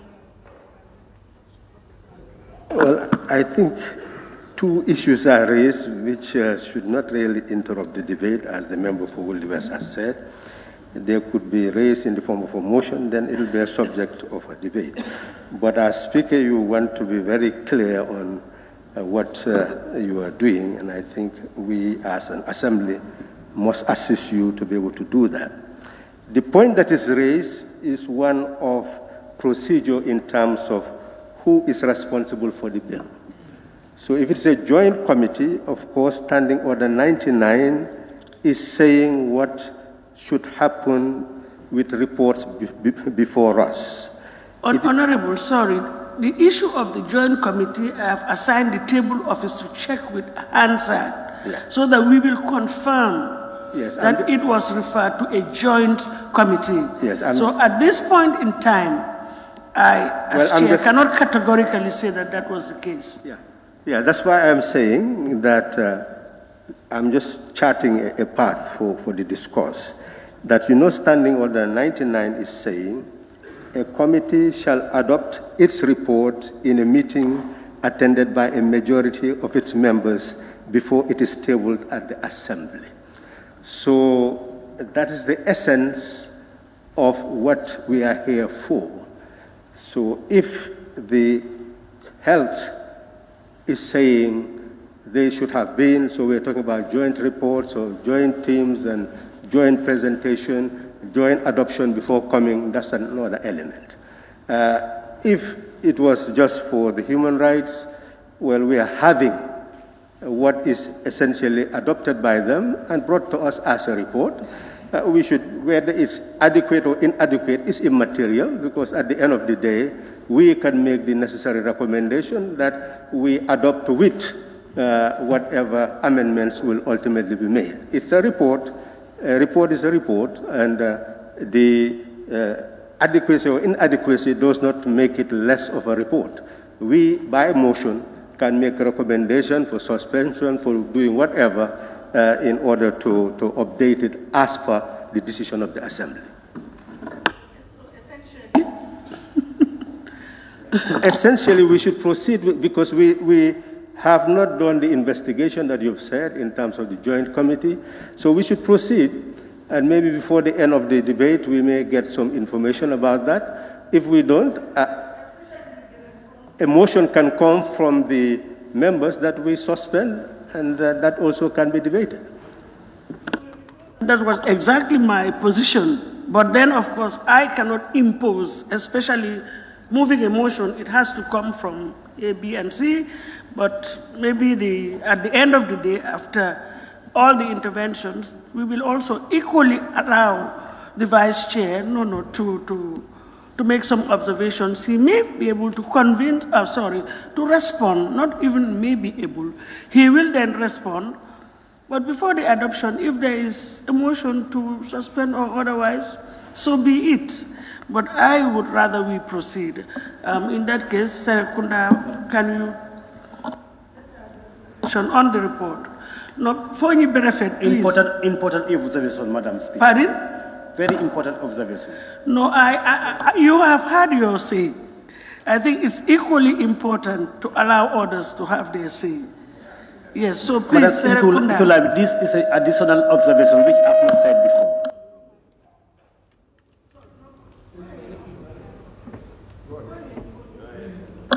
All right, what I would like to observe additionally, because you've made a proposal for the necessary information that is missing be attached as annexed.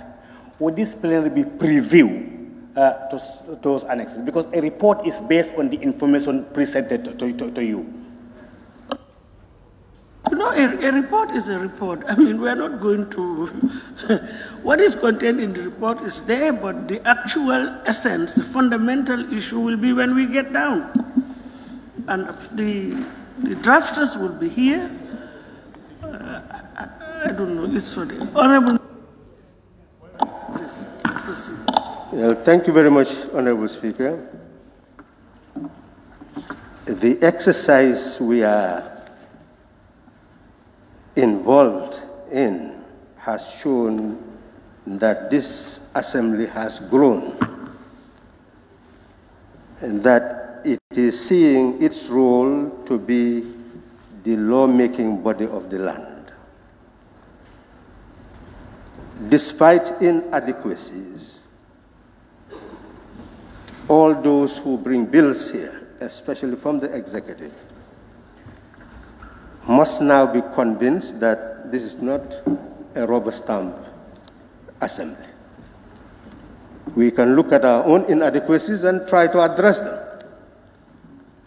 We cannot be given a responsibility and we falter in discharging it. The bill has intentions that are captured in the report at page 3 in the general observation. It is observed that the committee did consider section 31 of the 1997 Constitution, which reads, "The right of the disabled and handicapped to respect and human dignity shall be recognized by the state and society. The two elements, state and society, government and people. Disabled persons shall be entitled to protection against exploitation and to protection against discrimination, in particular as regards access to health services, education, and employment. That is clearly stipulated in the Constitution. Subsection 3, in any judicial proceedings in which a disabled person is a party, the procedure shall take his or her condition into account. That is the constitutional provision, Honorable Speaker, but that alone does not provide any guarantees. And that is why an enabling act is necessary to ensure that what is constitutionally provided is implemented to address the concerns expressed. And that is why this bill is before us as an act to make provisions for the health care, social support, accessibility, rehabilitation, education and vocational training, communication, employment and work protection and promotion of basic rights for persons with disabilities and for connected matters. That is the bill before us. Honorable Speaker, the report does go into an effort to provide interpretation of certain troubling concepts which ultimately may pose difficulty in implementation of the Act itself. One issue that I would want the committee ultimately to look again, but maybe I would make observation at the consideration stage, is the issue of affirmative action at page 4 of the committee's report. That the committee at page 5, 4 going to 5, it says affirmative action means policies and practices which favor persons with disabilities. The word favor is very abstract and does not really give the meat of a law.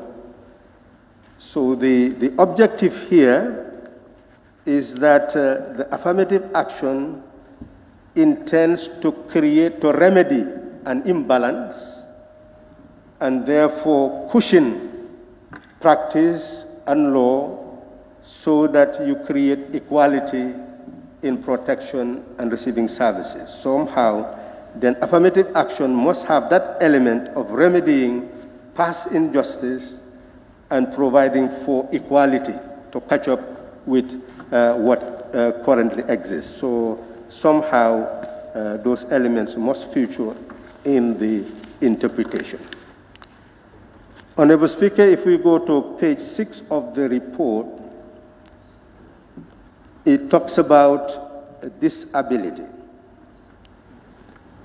And it is essential here for a debate what engaging in. Do we see mental illness as disability, or is there something called illness which is different from disability? If something is not permanent, is curable, requires a different treatment, and does not enable the person to perform like everybody else, should you really classify that as the type of disability we're talking about?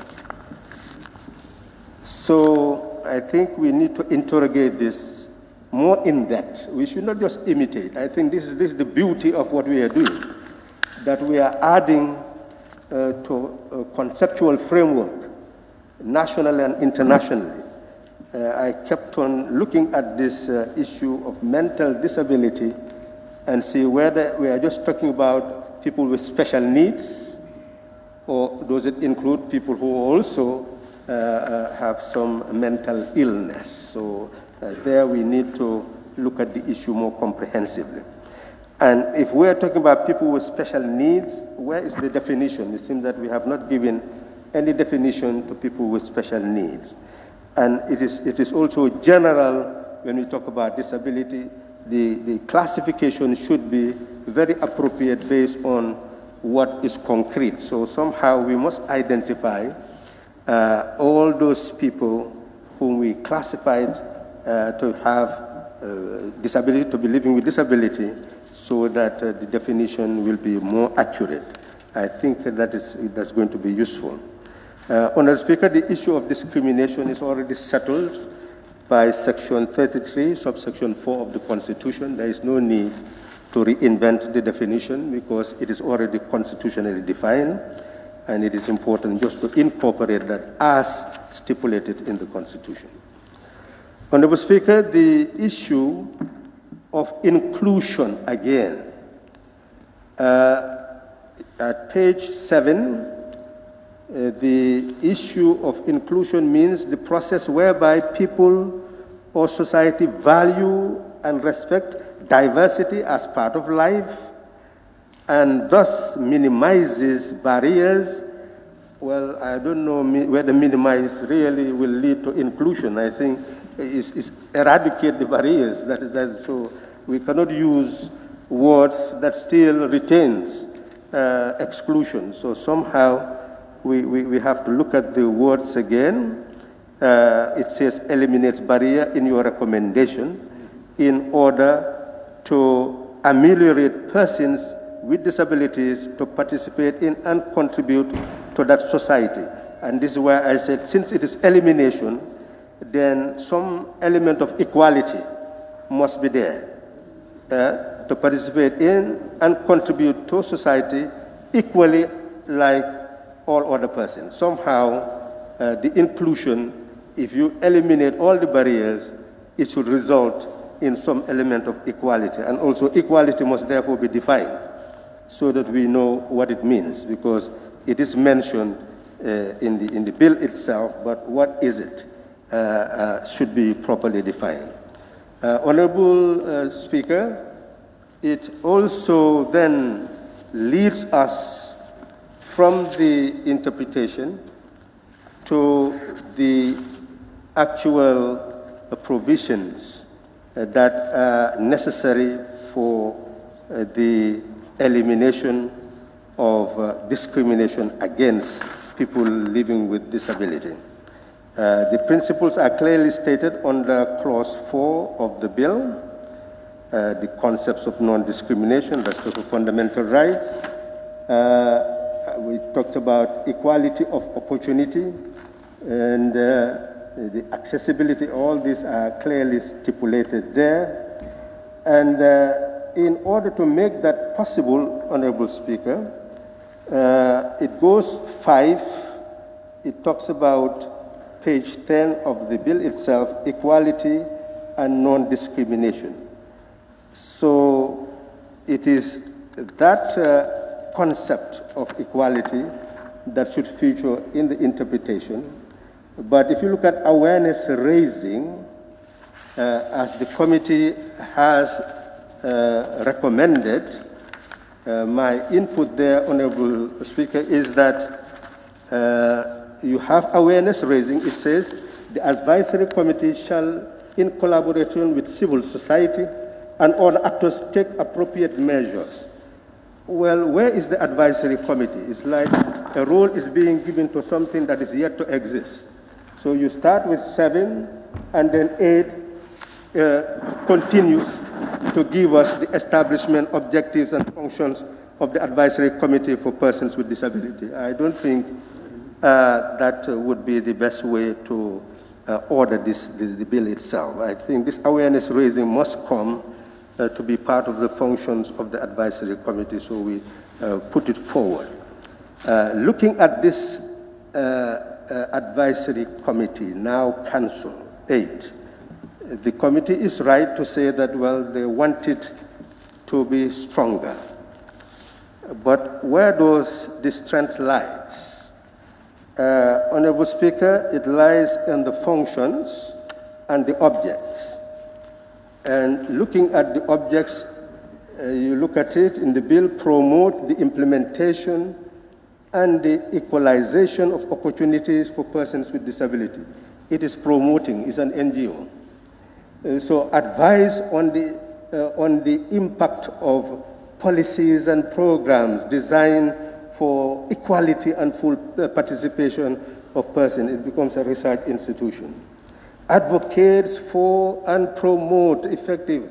Those are the terminologies. Advises, advocates, etc. I've not seen anywhere ensures.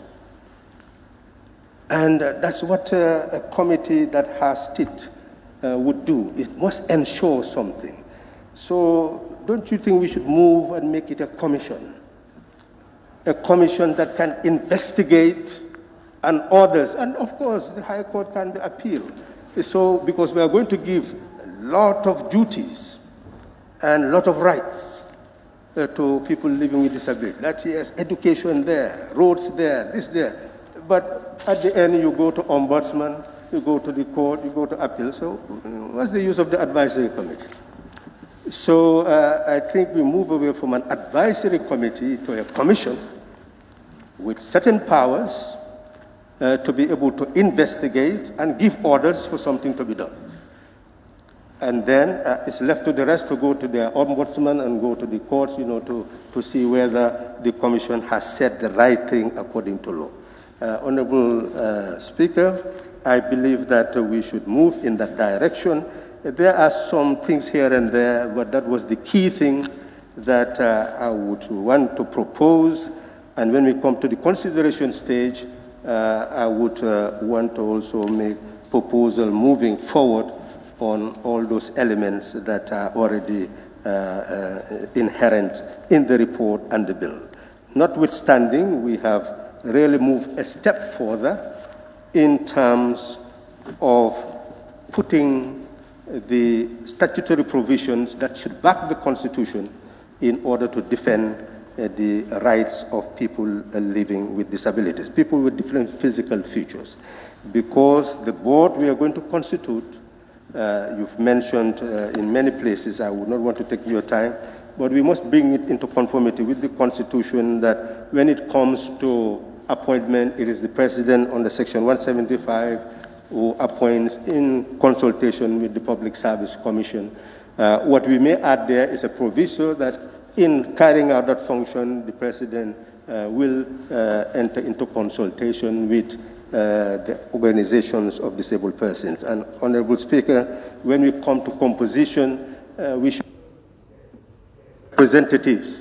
We should itemize all those people living in disability, see their institutions, whether educational, etc., or association, and ensure that in the composition of that commission, you have some representation of each of the categories, because that is what will enable the commission to address the concerns of all. But that said, it is for us to see that we are trying our best to add value to what has been brought to us. This is a bill from the executive.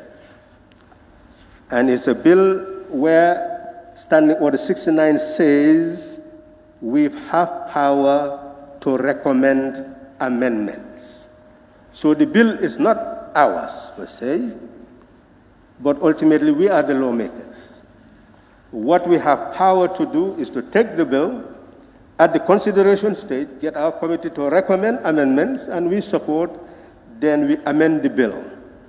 But we, under no circumstances, should delay bills from the executive because we believe that it will not be implemented. That will be, that would not be in our best interest as a lawmaking body. If we think we can do better, let's bring private member bill or committee members bill. But when others bring their bills, we should consider them to the best of our ability, add the value we can, and let the society have that until we can have something better to replace it. Thank you very much. Thank you. In addition, we can even mandate the committee to go back and do summarize the evidence and attach it to the report. Just thinking aloud, but it's not for me. Honorable member for the nominated member, Ndeyasin. Thank you.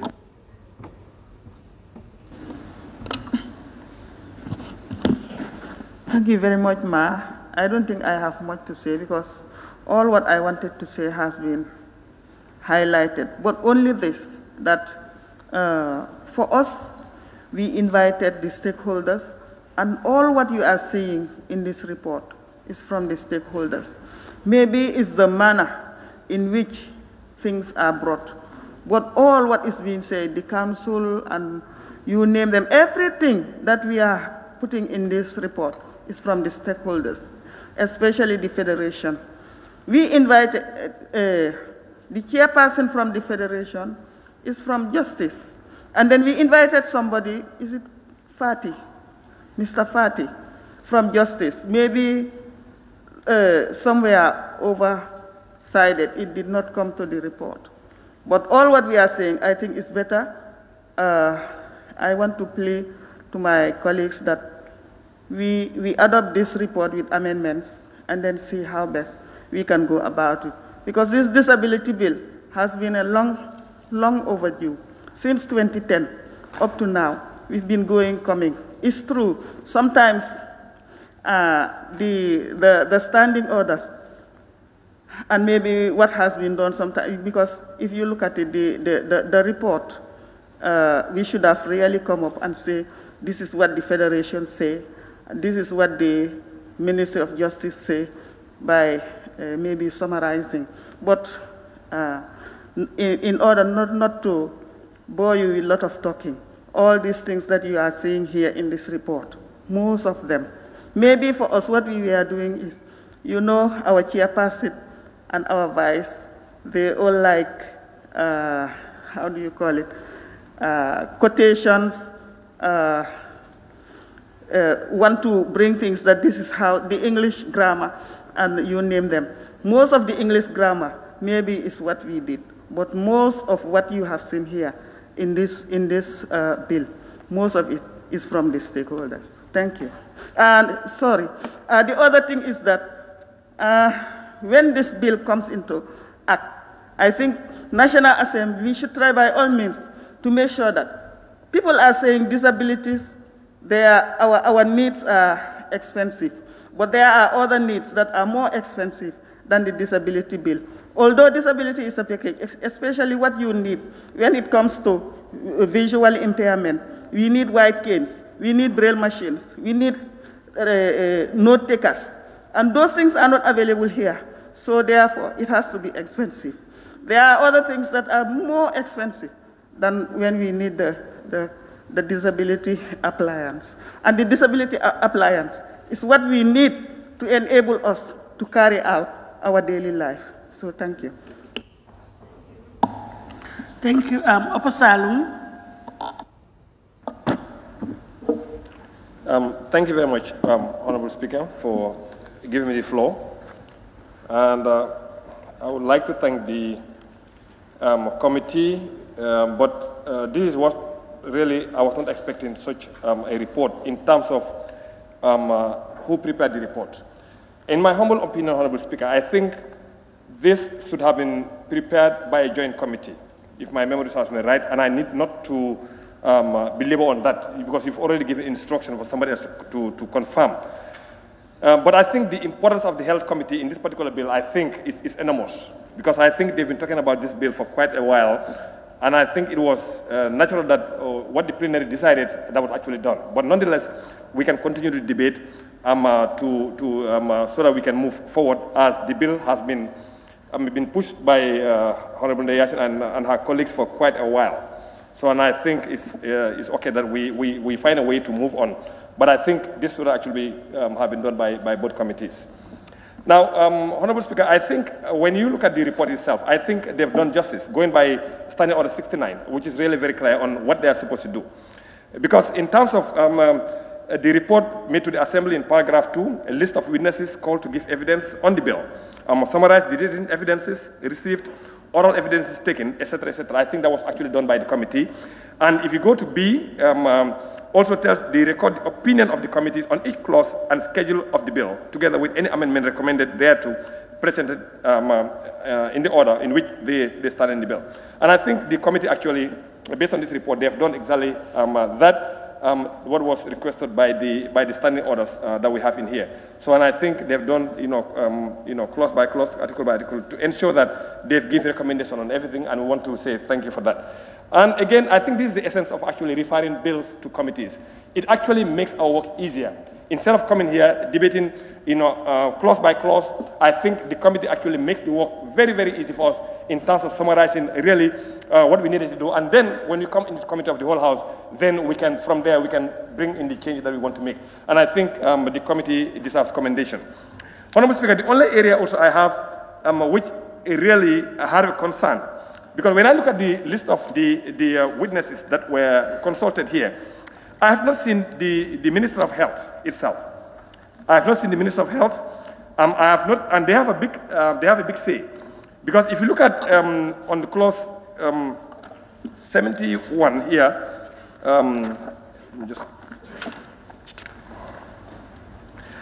especially on the regulations, for example, clause 71. The minister may, after consultation with the advisory committee by statutory instrument, make a regulation prescribing B, early detection, intervention, assessment, and treatment of disability. I think this could be the responsibility of the Minister of Health. And when I go through the report here, I have not seen any, except if I miss it, any consultation with the Minister of Health. I have not seen here, except if I miss something here. And I think the Minister of Health should be at the forefront just to ensure early detection of disability and also the treatment of disability, just to ensure that these particular people live a decent life in our societies. The other area also I have not seen also, which is the Minister of Basic Education. Now, when you look at special needs in our schools, I think we've been speaking about that for quite a while. And I think there was a need to consult with the Minister of Basic Education about this bill. What exactly do they want to be included in this bill? How are we going to support them as a parliament in terms of providing them the necessary resources to be able to do that? But I've not seen also any consultation with the Minister of Basic and Secondary Education, and I think they are also a key stakeholder. Above all, Honorable Speaker, the Agency for Disaster Management, because we are all aware when disasters hit, normally it's the people that actually are suffering for disability, they do suffer a lot. And I think it was also important that the committee also consulted with the NDMA, which is the National Disaster Management Agency, to bring their attention on also to get their input about really how they intend to do that. Because if you go to the bill itself, on the 68, if I'm not mistaken, clause 68, is talking about protection and safety of persons with disabilities. It says the agency responsible for disaster management shall include persons with disabilities as a target vulnerable group in disaster management planning, activity implementation, and assessment. We need to understand what exactly are they going to do in this kind of situations.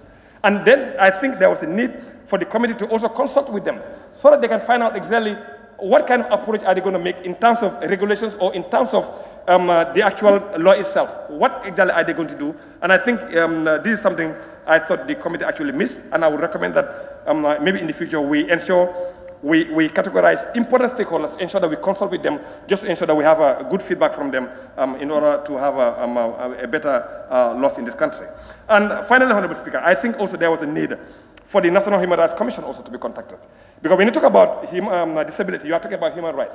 When you look at Section 31 of the 1997 Constitution, it talks about the rights of the disabled. And again, most of these rights actually is the National Human Rights Commission that actually tend to oversee those areas. And I think there was also a need for the committee to consult with the National Human Rights Commission, at least to get some feedback from them. We can actually, they can actually incorporate into their report to make these laws something better. So overall, I think, personally, in my opinion, I think there are missed opportunities, but we can fix it as a parliament. I think when you come to the committee of the whole house, we can actually improve some of these clauses. We can actually improve some of these things that they are recommending. And I think together as a parliament, we can move forward and then ensure we have better laws that would govern and that would guide the disabled community, because they are part of us and they must be dignified in every way possible. And on that note, I want to thank you, Honorable Speaker. Honorable, can you look at your page 2? of the report. Number 16, the report. Page 2, the list of witnesses. I've just seen it now. Number 16, National Human Rights Commission, Mansour Joe. Have you seen it? Yes. Thank you. Honorable Member for Jara West. Is it Jara West? Yes. Thank you, Madam Speaker. And I thank my colleague, the Vice Chairperson of the Human Rights Commission, for the report presented today in the morning. Really, we might have reservations, but you've made the work very easy when we come to the final exercise, that is the Committee of the Whole House. Because normally these are some of the factors that take most of our time, ranging from grammatical errors to spelling errors and other things. But those probably are all taken care of by the committee. For me, we are almost talking about the same thing.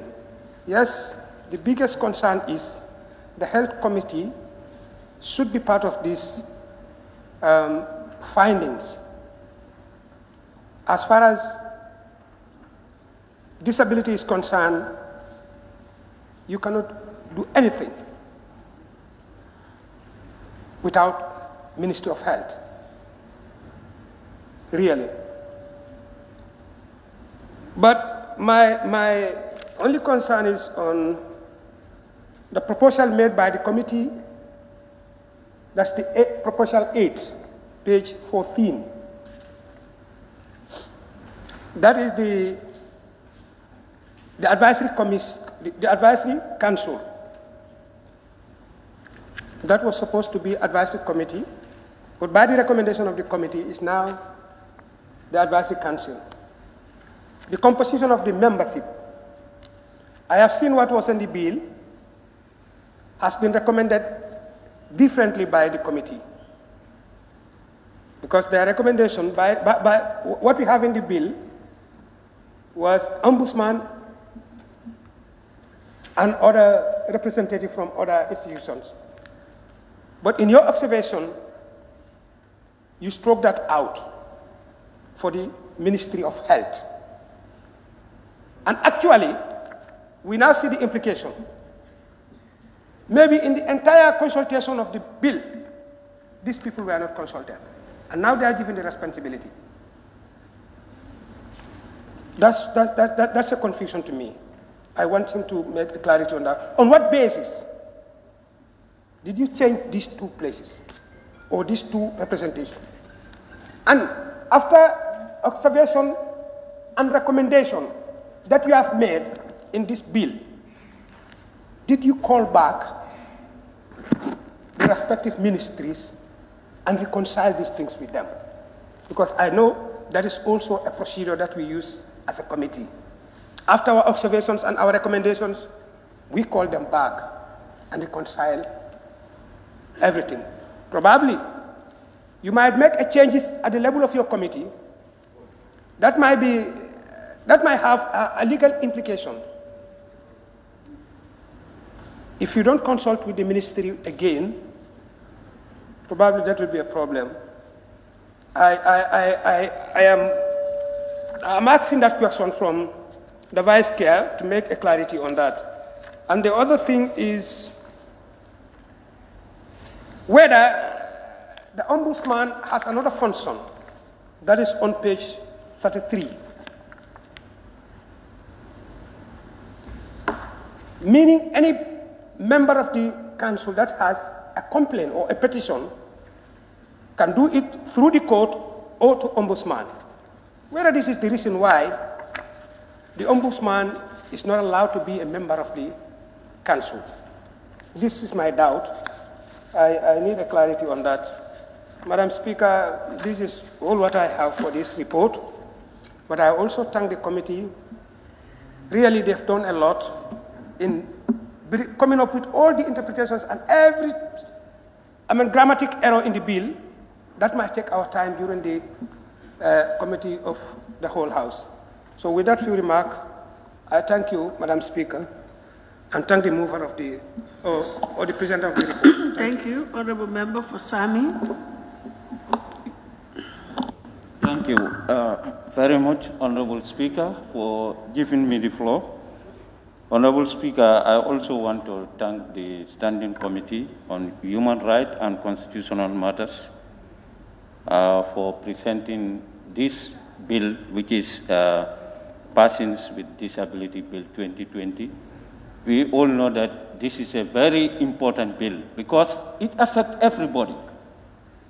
So something that affects everybody, I think everybody should be on board.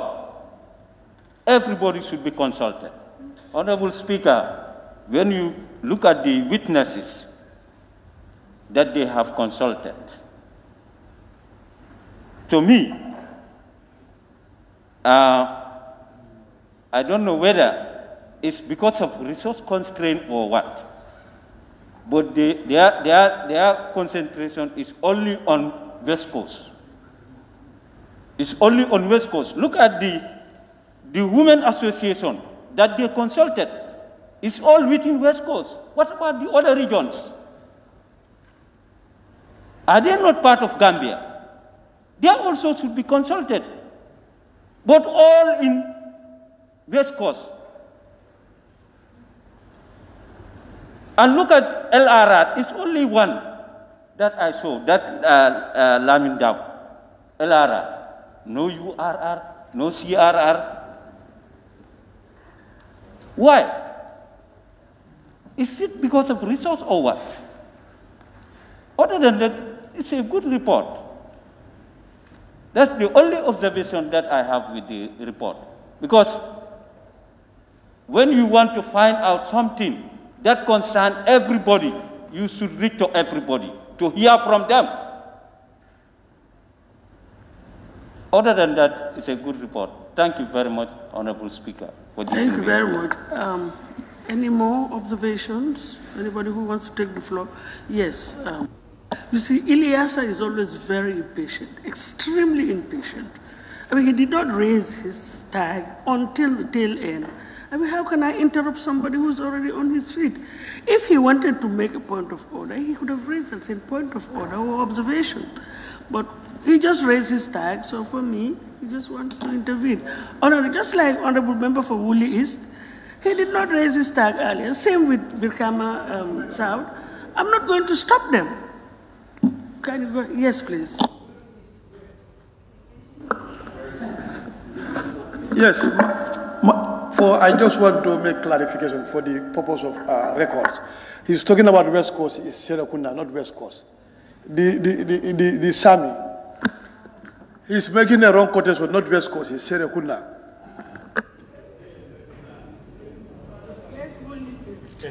Woolly West, thank you. Thank you, Madam. Essentially, what I want to say has been said by the member for Serekunda, but I want to make certain emphasis. You see, this law that we are about to make, for me, is the most important law that we'll ever make. Yes, the Constitution talks about this, it is in the Constitution, but this Constitution has come into force since 1997. What has been done? Absolutely nothing. Which means that for the last 55 years, even though this law exists, certain group of people in our country have been suffering for 55 good years. They have no entitlements. If you come by this road every day, you go to traffic lights, you see a group of people, they are begging. There is no dignity in begging. There is no dignity in charity. But they live by charity. We see that for the last 55 years, and the law says we are all equal here. We have all the same entitlements. But these ones have been denied for the last 55 years. So this law that we are making is different from all the laws that we are making, which means that it has to be more comprehensive than anything else. For example, there is a need to make an inventory of all those people who matter here. Not only that, but you have to classify them also because they don't have the same needs. And there are fundamental questions that the member for Serekunda has raised. Somebody who has a mental ailment, which is transient, let's say it is curable. Is he a disabled person or is he a sick person? There are certain ailments which they last long, but eventually they are curable. Who are they? Are they sick people or are they disabled people? And you know, if we just make this law and we sit down, the same thing is going to happen. A child in the remotest part of this country who is disabled, how do you know it? The parent is not going to report to you. So therefore, this legislation must create the means to identify all those people and ensure that what is entitled to them is given to them. You should not just make this law must be action-oriented. It must be action-oriented or else we are not making anything good. And that's why certain institutions that must be created to make it enforceable must be given consideration. Madam, this is very important. I think, honorable members, please, we have a big responsibility here and we must ensure from now on, when this one is legit, there is no beggar. Nobody sits in the street to beg. No child goes somewhere to beg. This is what the law wants. The law does not want anybody to have that indignity. That's the indignity people are suffering. And if we don't address that, then we have made no law. Please, thank you. Thank you. Honorable Member for Ileasa. Thank you very much, Madam Speaker. My contribution is going to be very short. It does not mean that I am part of the committee. Remember, when there's a fact, you have to say the fact.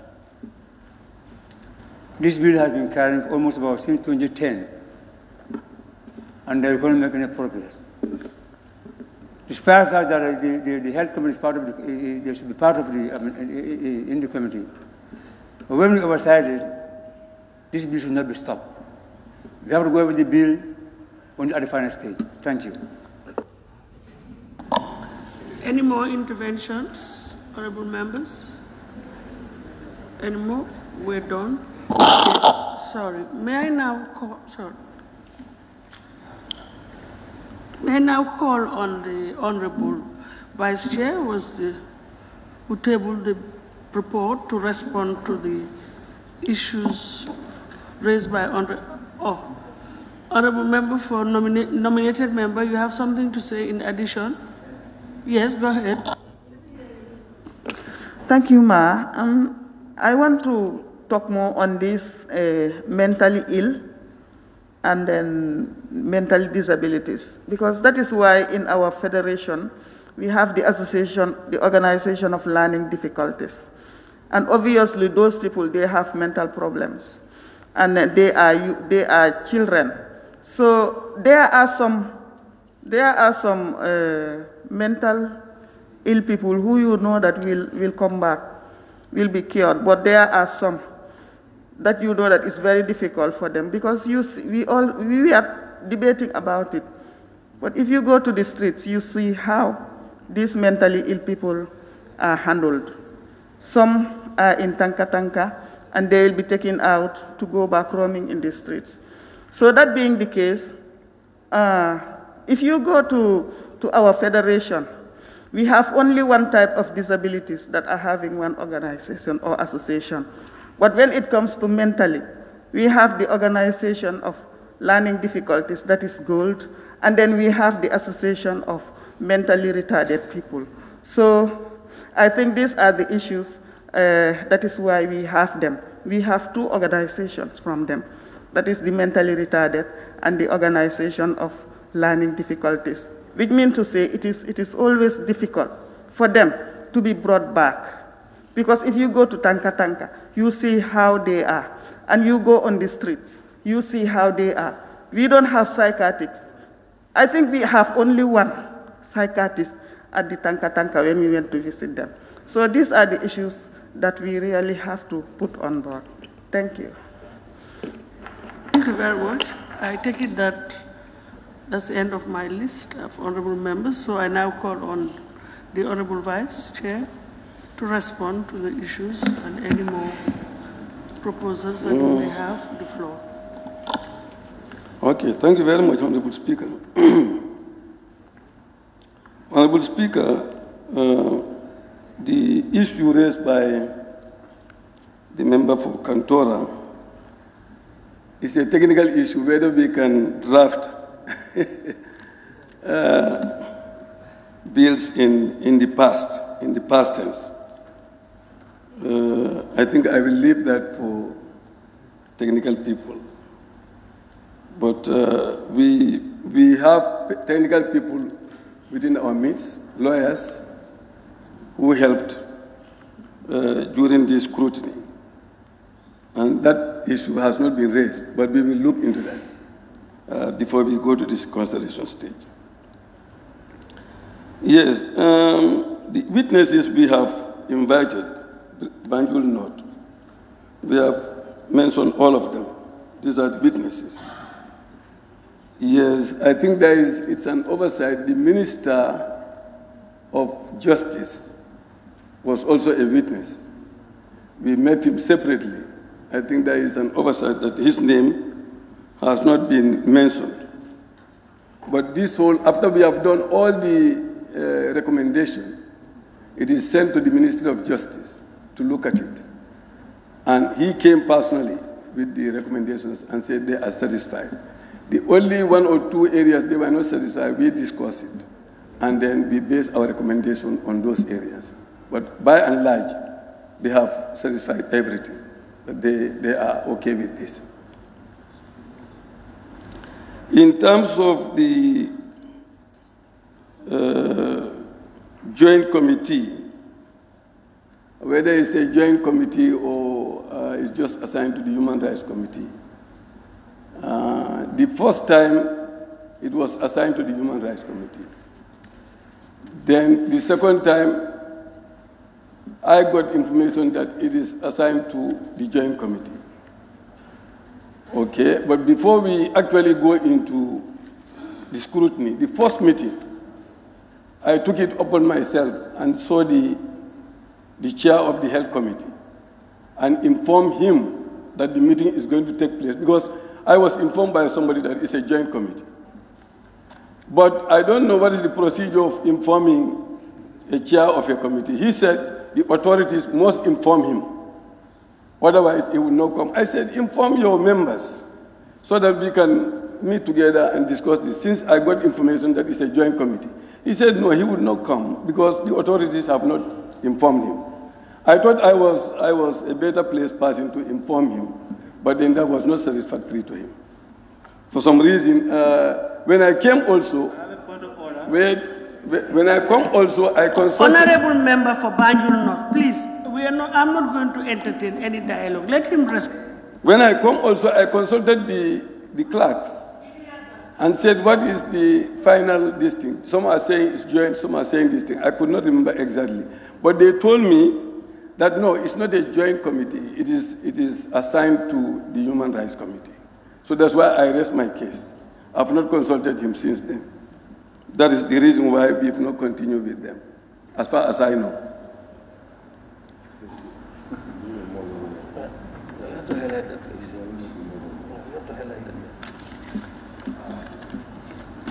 Yes, I thank the member for Tumanna for the observations. List of witnesses are highlighted, and he thanked them.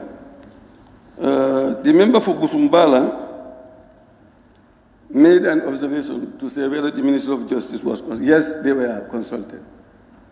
And as I said, the minister himself came and we finalized everything. Every little, even the S, even the small A somewhere, were all looked at with the minister and he is satisfied with the recommendations.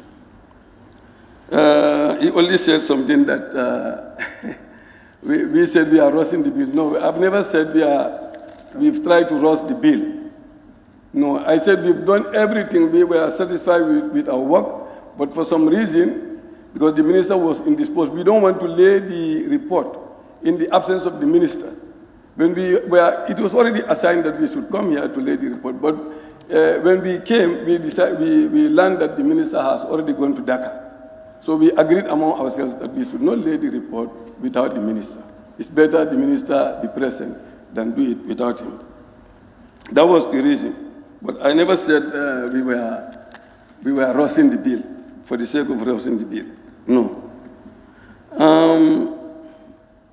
Jara East was talking about the grammar. Well, we work together on the grammar, verb agreements, etc. That's not contentious. But I agree with him when you say more reliable, you should say more powerful also, and more authoritative. I think that would be better English. Now, the issue of substituting committee, I've said in my presentation that wherever you see committee, it should automatically be capture council instead of committee.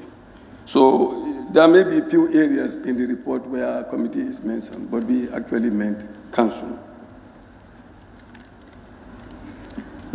Yes, for Foni Berefet, that's an issue that we all have to decide together. Whether if there is a procedural error, what should we do? That is left to the plenary. Now, his other suggestion was whether area council and region. I believe that is a good observation. That if you want to have it in a region and have it in an area council, maybe it will be duplicated. So I believe we should just take the region instead of the area council. We take region, board, village, etc., etc. I believe that's a good suggestion, but it's left to the other members. Yes, I agree with the member for Serakunda when he talked about troubling words and terminologies. There were many of them. We selected the few that we thought should be in the interpretation section. But if any member feels that you have certain words there that require, that needs to be in the interpretation section, I think during the consideration stage we can come up with those words and simply assert them there.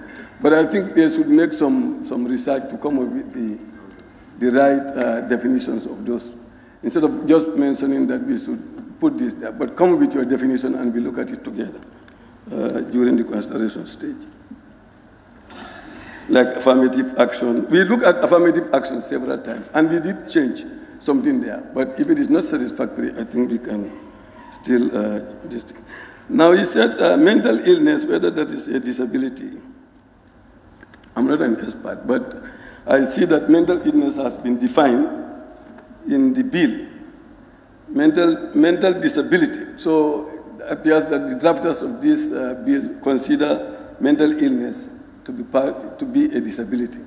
And it's a mental disability means a transient or a chronic disability that significantly affects how a person feels, thinks, behaves, and interacts with other people, but also initiates, develops, and sustains mutually satisfying personal relationships. During our interaction, we try to list down all the possible disabilities, but we were advised that this is unending. If you want to list all the disabilities, and even I think it's the United Nations or something, they've mentioned some, but it is ongoing. So we just deal with the ones that are prevalent with us, and we continue to develop on them and increase those ones.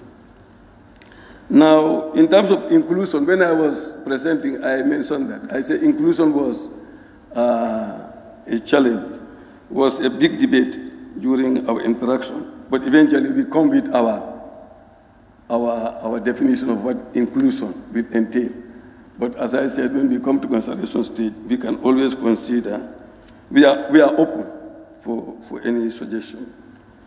And I also believe that what he's saying, awareness raising, advocating, all those things should come. But we thought that in changing the word, the council or the committee to commission, we tried that until we invited the ministry. But what Busumbala said was that this is the thinking of the government in place, and this is what they want to implement, this is what they want to do. So if we change from committee to commission, it will change the whole format of the draft, and which means that we have to allow them to go and redraft everything and come back. And the Ministry of Justice did not even agree to that. So what they agreed to is that they want a committee, but has compromised to accept advisory council. That they have accepted. But when we want to go to the commission, it will require something else. And the ministry that owned the bill wants to, this is what they want. They want an advisory body, not something that will go to another level, to be an independent body. They are opposed to that.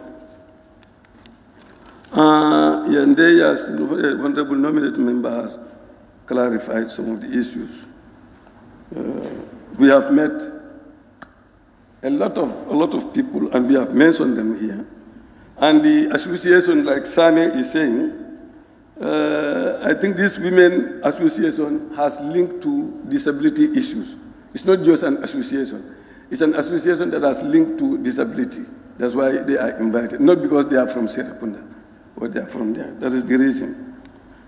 For member for Salung, yes, the Minister of Education was not invited. We did not invite all the ministries. Maybe it's an oversight, but I was thinking that when the bill was being formulated, they might have consulted all those other ministries. We would not finish the work if we want to involve all the ministries and all the departments. But I think that is the reason why we have not called them. Because when we sat down to discuss who and who, those areas did not come to mind. Yes, the member for Jara West also made a very good suggestion. Council changing ombudsman to the Ministry of Health. We see the role of the ombudsman, we look at it, it was a debate. We thought that since it is another body that has their role, if you put them here, it looks like there is going to be a contradiction. So we debated that and accepted that we change it to the ministry. The ministry has something to do, something substantial to do with the disability. So that is why we changed them to the Ministry of Health.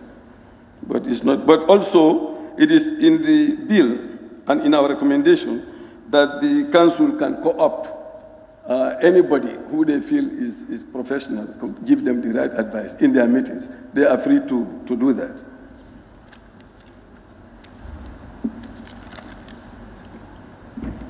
Yes. I think those are the. Sami? Yes. You capture Sami? Sami, I've already dealt with the Sami one. Willie West, like I said, mentally challenged is already defined. So whether we are satisfied with the definition or not, we can look at it. Mentally ill persons are considered disabled persons. I think even sick people are considered disabled persons. So we look at it together and see how to. As far as I know, Honorable Speaker, I think these are the issues that were raised, and I thank members for raising all these issues. We are together. Whatever oversight that is done, we can always remedy it at some stage. I think I commend all the members who have taken part in this one. Thank you. Thank you. Well, thank you very much. At this stage, I don't have a choice except just to follow procedure and thank everybody and the committee, of course, and put the question on the report. Now, be it, you've taken into consideration everything that has been said, and I hope that you'll, I don't know what we intend to do with the observations, but as rightly stated by honorable members earlier on, this is a report where, I mean, it's meant for our records here. When we go down to committee stage, that's the time we will do A, B, and C. But the question is, be it resolved that this Honorable Assembly do adopt the report of the Standing Committee on Human Rights and Constitutional Matters on Persons with Disabilities Bill 2020. Those in favor, please say aye. Those not in favor, please say no. So the ayes have it. Thank you for supporting our honorable colleague. Now, the next stage, that is the consideration stage of the bill, is scheduled as per the agenda of the session. And I am appealing to the committee to take into consideration the observations, everything, and capture it in the form of an addendum and see, so that they'll be able to make use of it.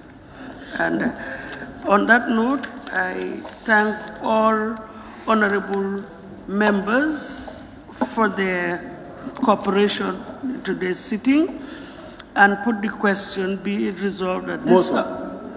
Please, can we have one Can we have one session, please? Sorry. Yeah. Honorable Speaker, I would like to move a motion for plenary to grant leave the Public Petitions Committee to continue sittings during the session. This is as a result of the many pressing issues that is emanating from the petitions before the committee, particularly the Woolly issue. Any delay to this petition will do more harm than good. Another petition also, Gambians stranded in the United Arab Emirates. This has become a serious issue, and other petitions as well. So we felt any delay to this will cause more harm than do. As a result, we are appealing to this plenary to allow us. But we will do it strategically and over the weekends. Yes, we've got it. I think it appears as if all your committee members, you must have agreed to this. Okay, there's a motion for permission to be granted to the Public Petitions Committee to continue sitting during the session so that they can finish off their work. Any seconder? Yes, to my name. Anyway, I'm not a committee member, but I second your motion. You second the motion. Yes. It has been moved and seconded that the plenary allows the Public Petitions Committee to continue sitting during the plenary. But please, we don't want to lose our quorum because you're sitting. So it should not affect the work of the plenary. Those in favor, please say aye. Those not in favor, please say no. So the ayes have it. You can continue sitting, but again, let it not affect the sittings of the plenary, please. Thank you very much. And on that note, I now put the question, be it resolved that this August Assembly do stand adjourned till Tuesday, the 15th of June, 2021. Those in favor, please say aye. Those not in favor, please say no. The ayes have it. The Assembly now stands adjourned till Tuesday, the 15th of June. Please, honorable members and strangers, we're not done yet. I think we need to observe the rules and understand them, yeah. The Assembly now stands adjourned till Tuesday, the 15th of June, 2021 at 10 a.m. prompt. Thank you very much, folks.